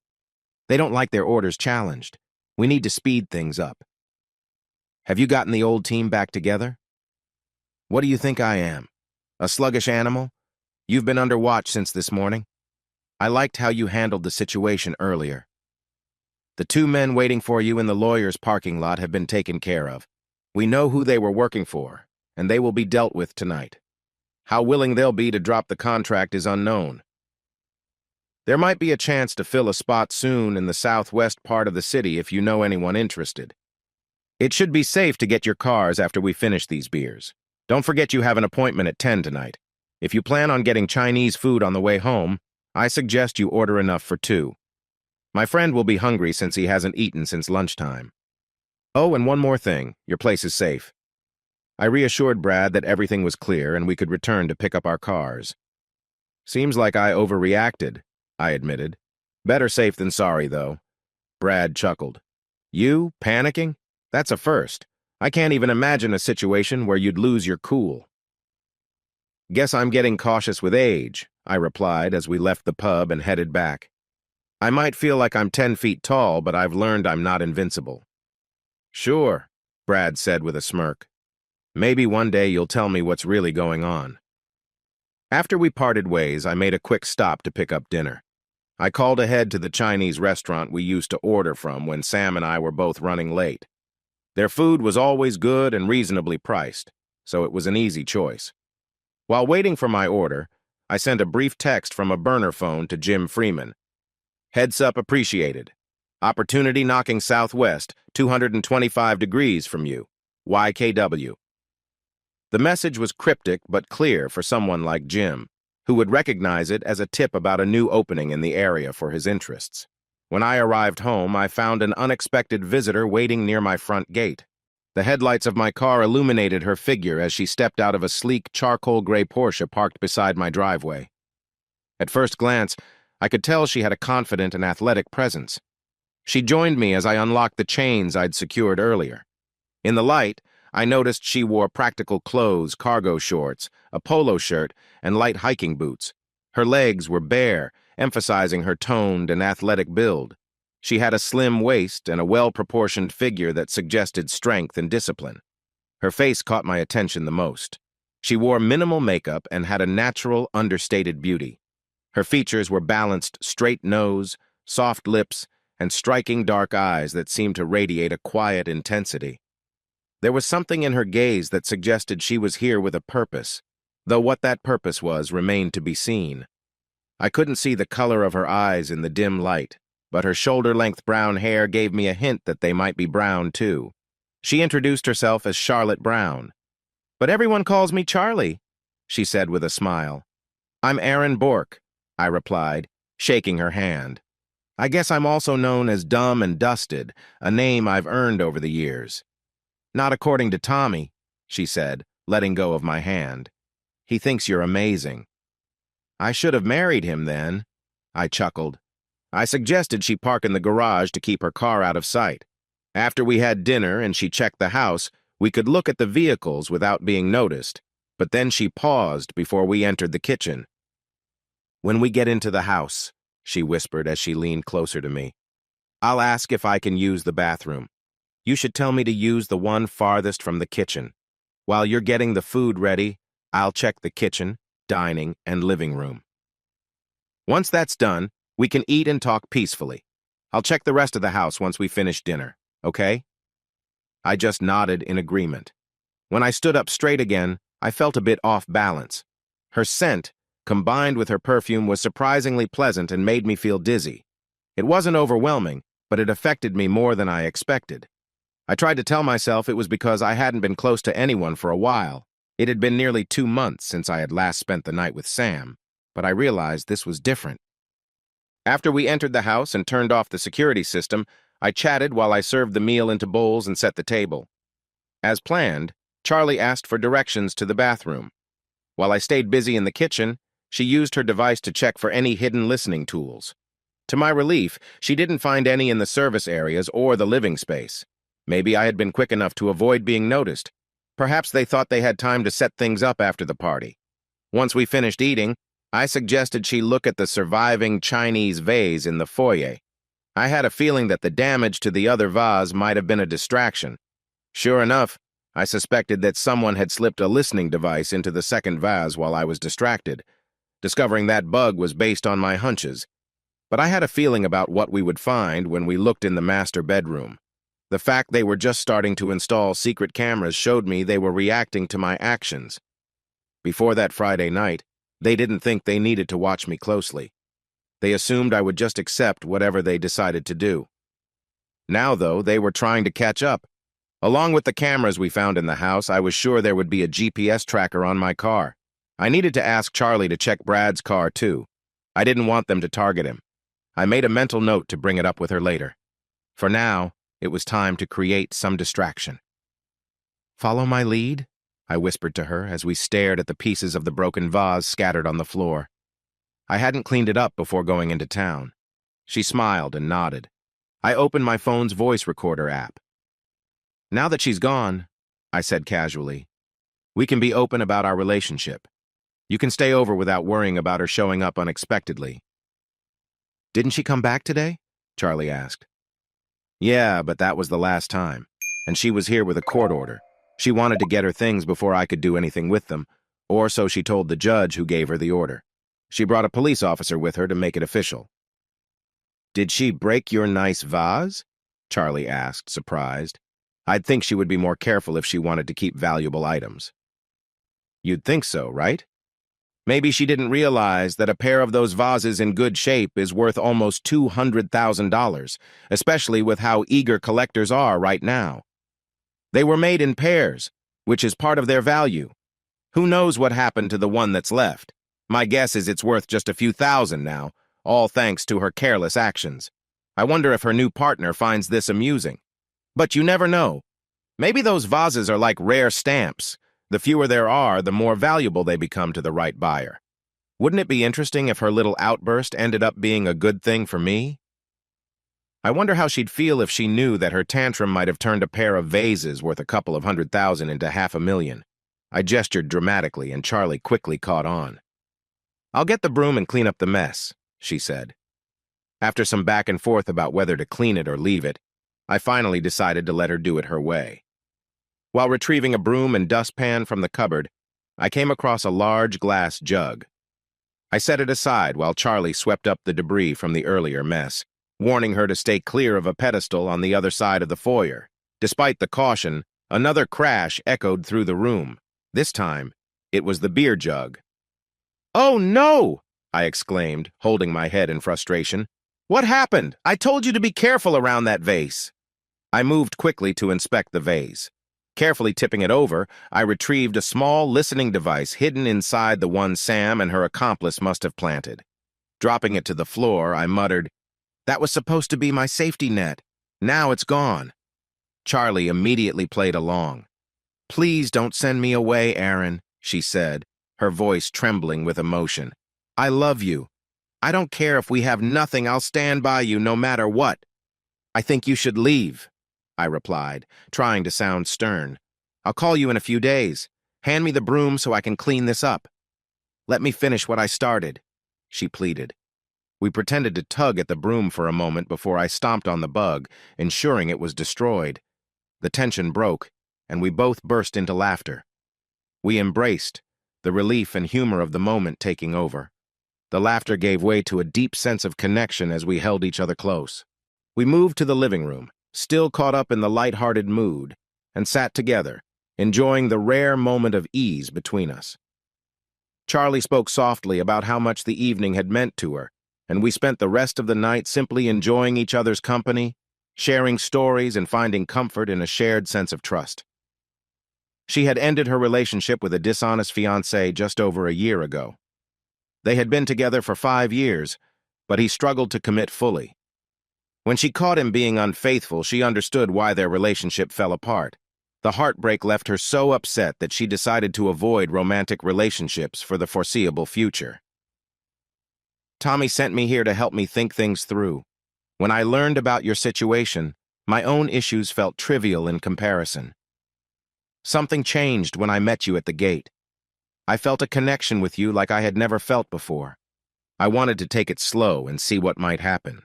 It's clear that plan didn't go as I expected." "I noticed your patience and respect," I replied. "I felt a strong attraction the moment I saw you relaxing by your car. That was new for me. I had promised myself to stay focused and not be distracted by anyone else until things settled down. But before I knew it, I was looking for ways to keep you around longer than necessary. I even thought about deflating a couple of your car tires if nothing worked, I admitted. You didn't need to do all that, Charlie said. Tommy sent me to watch over you. I'll be here until everything gets sorted. You know that might not happen soon, I said. Whatever will be, she replied before leaning in to kiss me. Before our feelings took over again, I suggested we check for any hidden cameras in the house. I wanted to make sure I wasn't imagining things I had noticed after Sam and her friend visited. We quickly put on some clothes before heading to the bedroom area. Charlie wore some shorts and a shirt that had a tear down the middle. I was in my pants with my shirt unbuttoned. It was clear that Charlie was not only fit, but also quite strong. I showed her around the guest rooms and pointed out one with its own bathroom. It would be hers while she stayed. This room has a lock on the door for extra safety, I said. And what if I wanted some excitement and didn't get it? She teased. My room is just across the hall, I replied. Now that Sam is gone, my door will always be open. I'm suddenly really interested in causing some trouble. After checking all the other rooms and not finding anything, I took the device from Charlie and signaled for her to stay in the hallway. I went into the main bedroom. I knew my recording device would be there, so I headed straight for it. I quickly switched the data card while pretending to check that it was still there. I knew where their camera was, so I ignored it and looked for their transmitting unit. It couldn't be far. I found it in Sam's closet. They had placed a small Wi-Fi modem under her shoe rack. After turning it off, I went back to the bedroom, took the camera's data card, and pocketed it. I then took their recording device to the kitchen and smashed it with a meat mallet. Charlie saw me smiling as I did it. You look like I imagine a cartoon character would look if she finally caught her target, she said. What did you do this time? I just stirred the pot a little, I replied. I explained to her that I had let them realize their earlier actions were recorded on my device before I made a show of finding their bug. Now they know I have proof of the DVDs. They won't be happy about it and will try to get back the card they think is still in my camera. While talking, I took my data card from my pocket and placed it into the plastic case that held the new one. I added their card to the case. I planned to give both cards to Tommy when I saw him next. Oh, and by the way, that cartoon character is a he, not a she. I disagree, Charlie said. Only a truly clever person could come up with those plans. That might be right, I said, but only someone not thinking straight would keep trying the same thing and expect a different result. You might be onto something when you call me that creature, though. I might end up in a lot of trouble by the end of this. We hugged each other, laughing at what was a pretty simple joke. Simple or not, I had never felt this way with Sam. Charlie and I really connected when we worked together earlier. It was clear that we understood each other well. I noticed how close we were and had to gently push her away before things went too far. We still had things to do before we could relax. Okay, take a step back, I said, nudging her. You're like a cat looking for attention. Just a glance from me and you start to get all cozy. Why don't you go grab your bag from the garage while I make some coffee? We need to discuss a few things before we get ready for bed. Oh, and while you're at it, I said, tossing her the remote for my car's door lock, maybe you can check if anyone put a tracker on my car. If they were smart, those people from earlier would have made sure they could find me later. Wait, Charlie said, looking surprised. What do you mean, people from earlier? That's what I want to talk to you about before we dive into my complicated life, I replied. Let's chat over coffee when you're done in the garage. It took no time for me to boil some water and prepare the coffee. A few minutes later, I had 2 mugs and some sugar and milk ready on a tray to take into the living room. With everything set, I pulled out my other phone and sent a quick message to Tommy. You're a pain, but thanks, bro. Charlie is just what I needed. I added a silly emoji and 3 hearts. You're welcome, he replied almost right away. You two match well. I didn't expect things to heat up so fast. The excitement started as soon as I met her, I said. But we kept things in check for about an hour. After that, well, too much information, he typed back. On a different topic, we need to have a meeting. How about lunch at my place tomorrow? That sounds great, I answered. Perfect. And bring Charlie. I added a thumbs-up emoji before closing my phone. Just before I turned it off, I had 2 more messages to reply to. The first was from Brad. Given the urgent situation, your documents will be ready for you to sign at 9 o'clock tomorrow morning. I've set aside an hour. Brad was always on top of things. I'll be there, I replied. The last message was from Jim Freeman. No one has noticed the change in ownership, it read. Thank you. If you need anything in the future, just let me know. No debts owed. I would offer to help you out, but it seems you're already covered. I feel sorry for those who think they can catch you off guard. His sign-off made me smile. Your brother in arms. I was just sending a thumbs-up emoji to let Jim know I got his message when Charlie came back from the garage. She saw my regular phone on the table while I was using the other one. You should give me your burner number so I can put it into the one Tommy gave me, she said, as she dropped her bag on the floor and sat beside me. Right now, it only has his number. I should have yours too, just in case we get separated. Good idea, I replied, giving her my number. I watched as her long fingers worked quickly over her smartphone screen. The graceful movements caught my attention. How did you get into the garage? I asked, hoping to distract myself from what I was seeing. Pretty well, she replied. You were right. Someone put a tracker on your car, but they left your truck alone. This means they haven't been on your property. They did it while your car was parked at your lawyer's office. It wasn't connected to anything, just stuck on with a magnet, so I moved it to your Mustang. Nice car, by the way. It will be even better when you're done fixing it. Just a shame it doesn't handle curves very well. I'm not making it a full restoration, I explained. I'm updating a lot of the old parts with newer ones for better performance. I also plan to replace the clutch and gearbox. When I'm done, it will grip the road well and handle turns almost like your Porsche. Because it's heavier, it won't match your speed of getting from 0 to 60 in 5 seconds.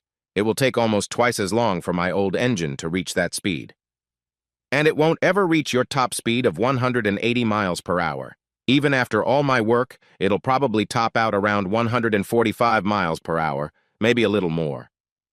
But it will be a fun classic touring car, and I'm sure you'll enjoy riding with me as we explore the coast looking for antiques. But that depends on a few things, especially if you keep teasing the car like that. Laughing at my playful tone, Charlie stepped closer to me. Oh, poor thing, she said before giving me a quick kiss. It was past 2 o'clock when we finished our coffee and turned on the security alarms, finally heading toward the bedrooms. I filled her in on everything that had happened so far, letting her know she needed to decide if she wanted to be part of what was next. Things are going to get a bit intense from here, I said. Whether Sam knows about the trouble ahead or not, and her behavior yesterday suggests she has sided with the other side. Now it's serious, and we need to be ready. My job is to come up with a plan to face them. If you decide to stay, your job will be to have my back. You know what happened earlier should not have happened, I continued, and we need to keep things professional until we get through this. I understand, Charlie replied, and I'm sorry for breaking through your tough exterior. I know you've been trying hard to stay true to your values. That said, I don't regret what happened. Me neither, I replied. It was the most enjoyable experience I've ever had. I thought Sam and I were great together, but what we had was nothing compared to what you and I shared. You're right. I wanted to be the good, innocent one compared to her deceptive actions. But I realized tonight that because she was unfaithful before we even got married, we never truly had a real marriage. It felt more like a setup where one of us was unfaithful, while the other was just trying to build a life. She thought that would ensure comfort for her and her other partners later in life. I probably should feel bad about breaking my vows, I said, but I don't. Sam didn't take those vows seriously before they were even made. The words spoken in front of our families, friends, and even God didn't matter. So, feel guilty? Not at all. Disappointed? Definitely. Of course, what happened was before I knew you were planning to move in with me as my protector. I guess what I'm saying is that we should take a step back from anything romantic and keep it friendly. Can you do that? Charlie leaned into me and rested her head on my chest. I could feel her tears on my shirt. You are such a good and honorable person, she whispered. I can see why Sam chose you as her partner. She knew you would be so in love that you wouldn't see her true self. I'm glad you don't regret what happened earlier. I understand why you want to keep things professional. If that's how you want it, that's how we'll do it. I see the sense in what you're saying. I can't be a good bodyguard if I'm thinking about when we can be closer again. Just give me one last kiss before I go to my own space for the night, she said, lifting her head and reaching to pull me closer. That's just to give you something to think about while you sleep, she added as she stepped back, grabbed her bag, and went into the guest room. And think about her I did as I tried to get ready for bed. With a clean feeling, I got into my room and lay down. I was starting to fall asleep when I felt movement on the other side of the bed as Charlie slipped under the covers. I thought we agreed to take a break for now, I mumbled, still half asleep. We did, she replied. As Charlie stood in front of me, her tone shifted to one of mock seriousness. I thought about what you said earlier, she began. I realized you're right. I'm here to do a job, and I need to act professionally. She paused dramatically, then added, but then I started thinking, what if something happened to you while I wasn't paying attention? What if someone broke in and I didn't know because I wasn't vigilant enough? That wouldn't look very professional on my part, would it? I raised an eyebrow, curious where this was going. So, she continued, I decided to check if you'd locked your door. When I saw it was unlocked, I thought I'd better make sure you were okay. When I walked in and saw you lying still, I panicked and thought the worst. I struggled to suppress a laugh. And you climbed into the bed because, well, she said matter-of-factly, I sleep lightly dressed. It was cold, and I figured warming up for a moment was the best option before ensuring you were safe. I shook my head, amused. And now that you've confirmed I'm alive, what's the plan? You do sound a bit off, she replied with a teasing smile. What if someone poisoned you? You never know these days. She leaned in, pretending to conduct a mock examination. She felt for my pulse on my wrist, her expression exaggerated for effect. She muttered playfully. Your pulse seems strong, but just to be safe, I'll need to monitor it a little longer. I rolled my eyes, unsure whether to laugh or protest. Is this really necessary? I asked. Absolutely, she said with a grin, clearly enjoying the moment. The mood lightened as the absurdity of the situation sunk in, and before long we were both laughing. Charlie's antics were hard to take seriously, but her genuine care and humor brought a sense of ease to the otherwise strange evening. Charlie's dramatic tone broke the silence. Your heart rate is through the roof, she said with mock alarm as she lightly pressed her fingers to my wrist. It could be caused by a number of things, but what if it's something serious? We can't take chances. Her playful seriousness caught me off guard, but I went along with it, watching her as she seemed deep in thought. I'm sorry, Aaron, she continued, shaking her head. I might have to take drastic action. I raised an eyebrow, trying to hold back a grin. Drastic action? What exactly are you planning? Without answering, Charlie started laughing, her lightheartedness cutting through the tension. Her antics were over the top, but they brought a sense of ease to the situation. Before long, we were both laughing, the earlier tension replaced by humor and relief. The rest of the evening was spent talking and joking. Charlie's knack for turning even the most awkward situations into something lighthearted reminded me why I enjoyed her company. The unexpected shift in mood brought a moment of connection we both seemed to need, free from the complexities and challenges of the day. I could sense we were both nearing a moment of connection. Charlie's playful and energetic demeanor made it clear she was fully engaged in the moment, and I tried to match her enthusiasm. We found a rhythm of communication that felt natural and easy. As we laughed and talked, I focused on making her feel comfortable and appreciated. I leaned into the connection, emphasizing small gestures that would show her I cared. It wasn't about trying too hard, but rather about being present in the moment. Charlie responded with warmth, her laughter and relaxed attitude making the interaction feel effortless. It was clear she was enjoying herself, and her happiness was contagious. Together, we shared a sense of trust that had been missing in so many of my recent experiences. As the evening went on, we settled into a deeper conversation. Charlie opened up about her passions and dreams, and I listened intently. There was no rush, just two people appreciating each other's company. The night ended with a sense of quiet satisfaction, a reminder of how meaningful small, genuine connections can be. Charlie and I were sharing a quiet moment when suddenly the bedroom door burst open. 3 men dressed in camouflage, their faces painted for some sort of tactical mission, stormed in. They held silenced rifles, and red laser sights darted across the room as if they were searching for a target. "Is there a problem, gentlemen?" I asked calmly, pulling the sheet higher over Charlie and me. The leader, who I recognized as Red, lowered his weapon slightly and chuckled. "No problem, Stoney. We got word that there might be trouble, a bit of howling, screaming, you know the sort.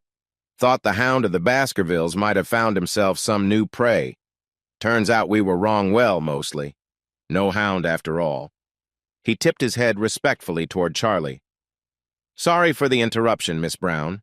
You can go back to your evening. We'll reset the security system before we leave." Red gestured to the others, and they started to file out of the room. "Oh, by the way," he added, glancing back, "you might want to get the lock on the back door checked in the morning." "Thanks, Red," I replied, "and let Bluey and Breaker know I appreciate their vigilance." "Will do," he called back as they disappeared toward the kitchen. "But maybe keep the volume down next time? You almost spooked the cattle and gave us a heart attack." For a moment, the room was quiet again. I sat in silence, processing the unexpected intrusion before turning to Charlie and pulling her closer under the covers. The absurdity of the moment made us both laugh softly, a rare moment of levity in an otherwise tense situation. I'm sure it was a tough moment for her because I could hear her breathing in her hiding spot. When I pulled her close to comfort her, I realized she wasn't crying. She was actually laughing quietly. "What just happened?" she asked, giggling. "That felt like a scene from a funny movie. Who were they?" "They're friends of mine and your boss. They decided to come out for some fishing. I have a little camp by the river that I let them use sometimes. We all serve together in the military, and they like to keep active, so they often dress up and patrol the area while they're here. They must have been nearby when they heard you. From what one of them said, they heard you too." "I didn't scream," I said defensively. "I let out a loud noise. That was the most intense experience I've ever had. I hope it worked. I don't know if I could handle another like that." "The next time won't be nearly as intense," Charlie reassured me. "The next time? I thought this was a one-time thing." "Polonium poisoning is tricky," she explained. "It needs regular care. But the way those guys came rushing in proves my point. I wouldn't be much help to you as a bodyguard if I was asleep in the other room." "You weren't much help in this room either," I replied. "You can be a bit harsh sometimes, Aaron Bork," she said, trying to pull away from me. "There I was, trying to help you, and you seem upset that I didn't leap up to protect you from those men. I think I should call Tommy in the morning to find someone else who could do better," she added. It was a good thing she wasn't pushing away too hard. I felt too weak from laughing at her pretend anger to hold on tightly. I eventually pulled her back and kissed her. I could taste something familiar, but I didn't mind. "Doesn't it bother you to kiss me after all that?" she asked when we stopped. "Not really," I replied. "It's part of me, and I don't mind the taste. If you're okay with that, then I don't see a problem. But I'll tell you this. The next person who shares something with me without my knowledge is going to regret it. If I had known someone was doing that, this whole situation would have been different." I didn't act out right away when I found out the truth. I realized there was still so much for me to learn about the whole situation before I decided to get back at her and everyone involved. "Let's go clean up so we can rest for a few hours before work. I think it would be best if we use different bathrooms. Otherwise, we won't finish in time." I finished my shower and changed the sheets on the bed before Charlie came back. She walked into the room just as she had left it. With an open heart, she wrapped her arms around my neck and gave me a gentle kiss. "Thank you, Aaron. I'm really trying not to fall in love with you, but I think I might be losing that fight." "I feel the same way," I replied. "Though maybe love is too strong of a word. I definitely have feelings for you that I haven't felt before, not even with Sam on her best day. I'm not saying I won't develop deeper feelings, but I hope you understand if I take my time getting to know you, better notice I didn't say more closely before I jump into something serious. I want to sort out my emotions first before starting another relationship. Until recently, there was no way I would have let things get as far as they have in the last few hours. Even with my suspicions about my marriage, I would have tried to keep my vows no matter what anyone did. What happened in the living room and this bedroom would not have happened. My doubts were based on changes over the past few years.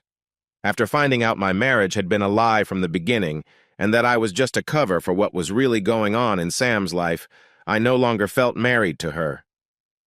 I know I'm not the best example of a man, I said playfully, but I let my guard down and I let you in.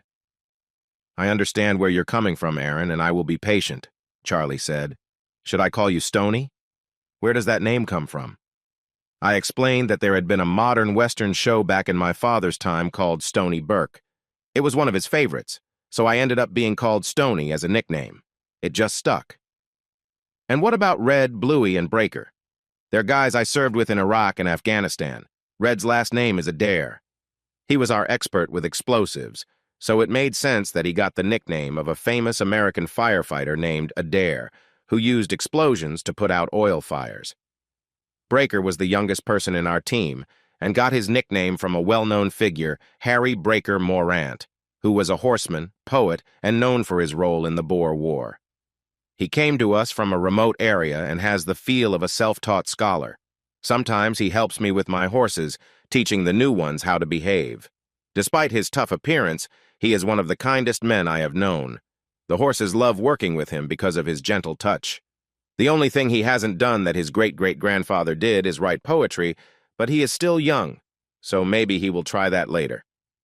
I have a special fondness for young Harry, and I believe the other team members do too. Bluey is a Scottish man with bright red hair. People often say that red-haired men can be quick-tempered and ready for a confrontation, which we call a blue here in Australia. Until recently, all the red-haired men I've met were called Blue or Bluey, and Jock Braid was no different. There are a couple more men out there somewhere. I will introduce you to them if we come across them. And what is Tommy's nickname? Charlie asked. I think you should ask him that, I replied as I got into bed and covered us up. I set the alarm for 7 o'clock and then turned off the light. Charlie nestled close to me, and despite my rising feelings, we quickly fell asleep. Hey, everyone! Thanks for watching. Don't forget to subscribe and turn on notifications so you won't miss any of the exciting stories we have coming up. What do you think about the characters in this story? Let us know in the comments. We'd love to hear from you.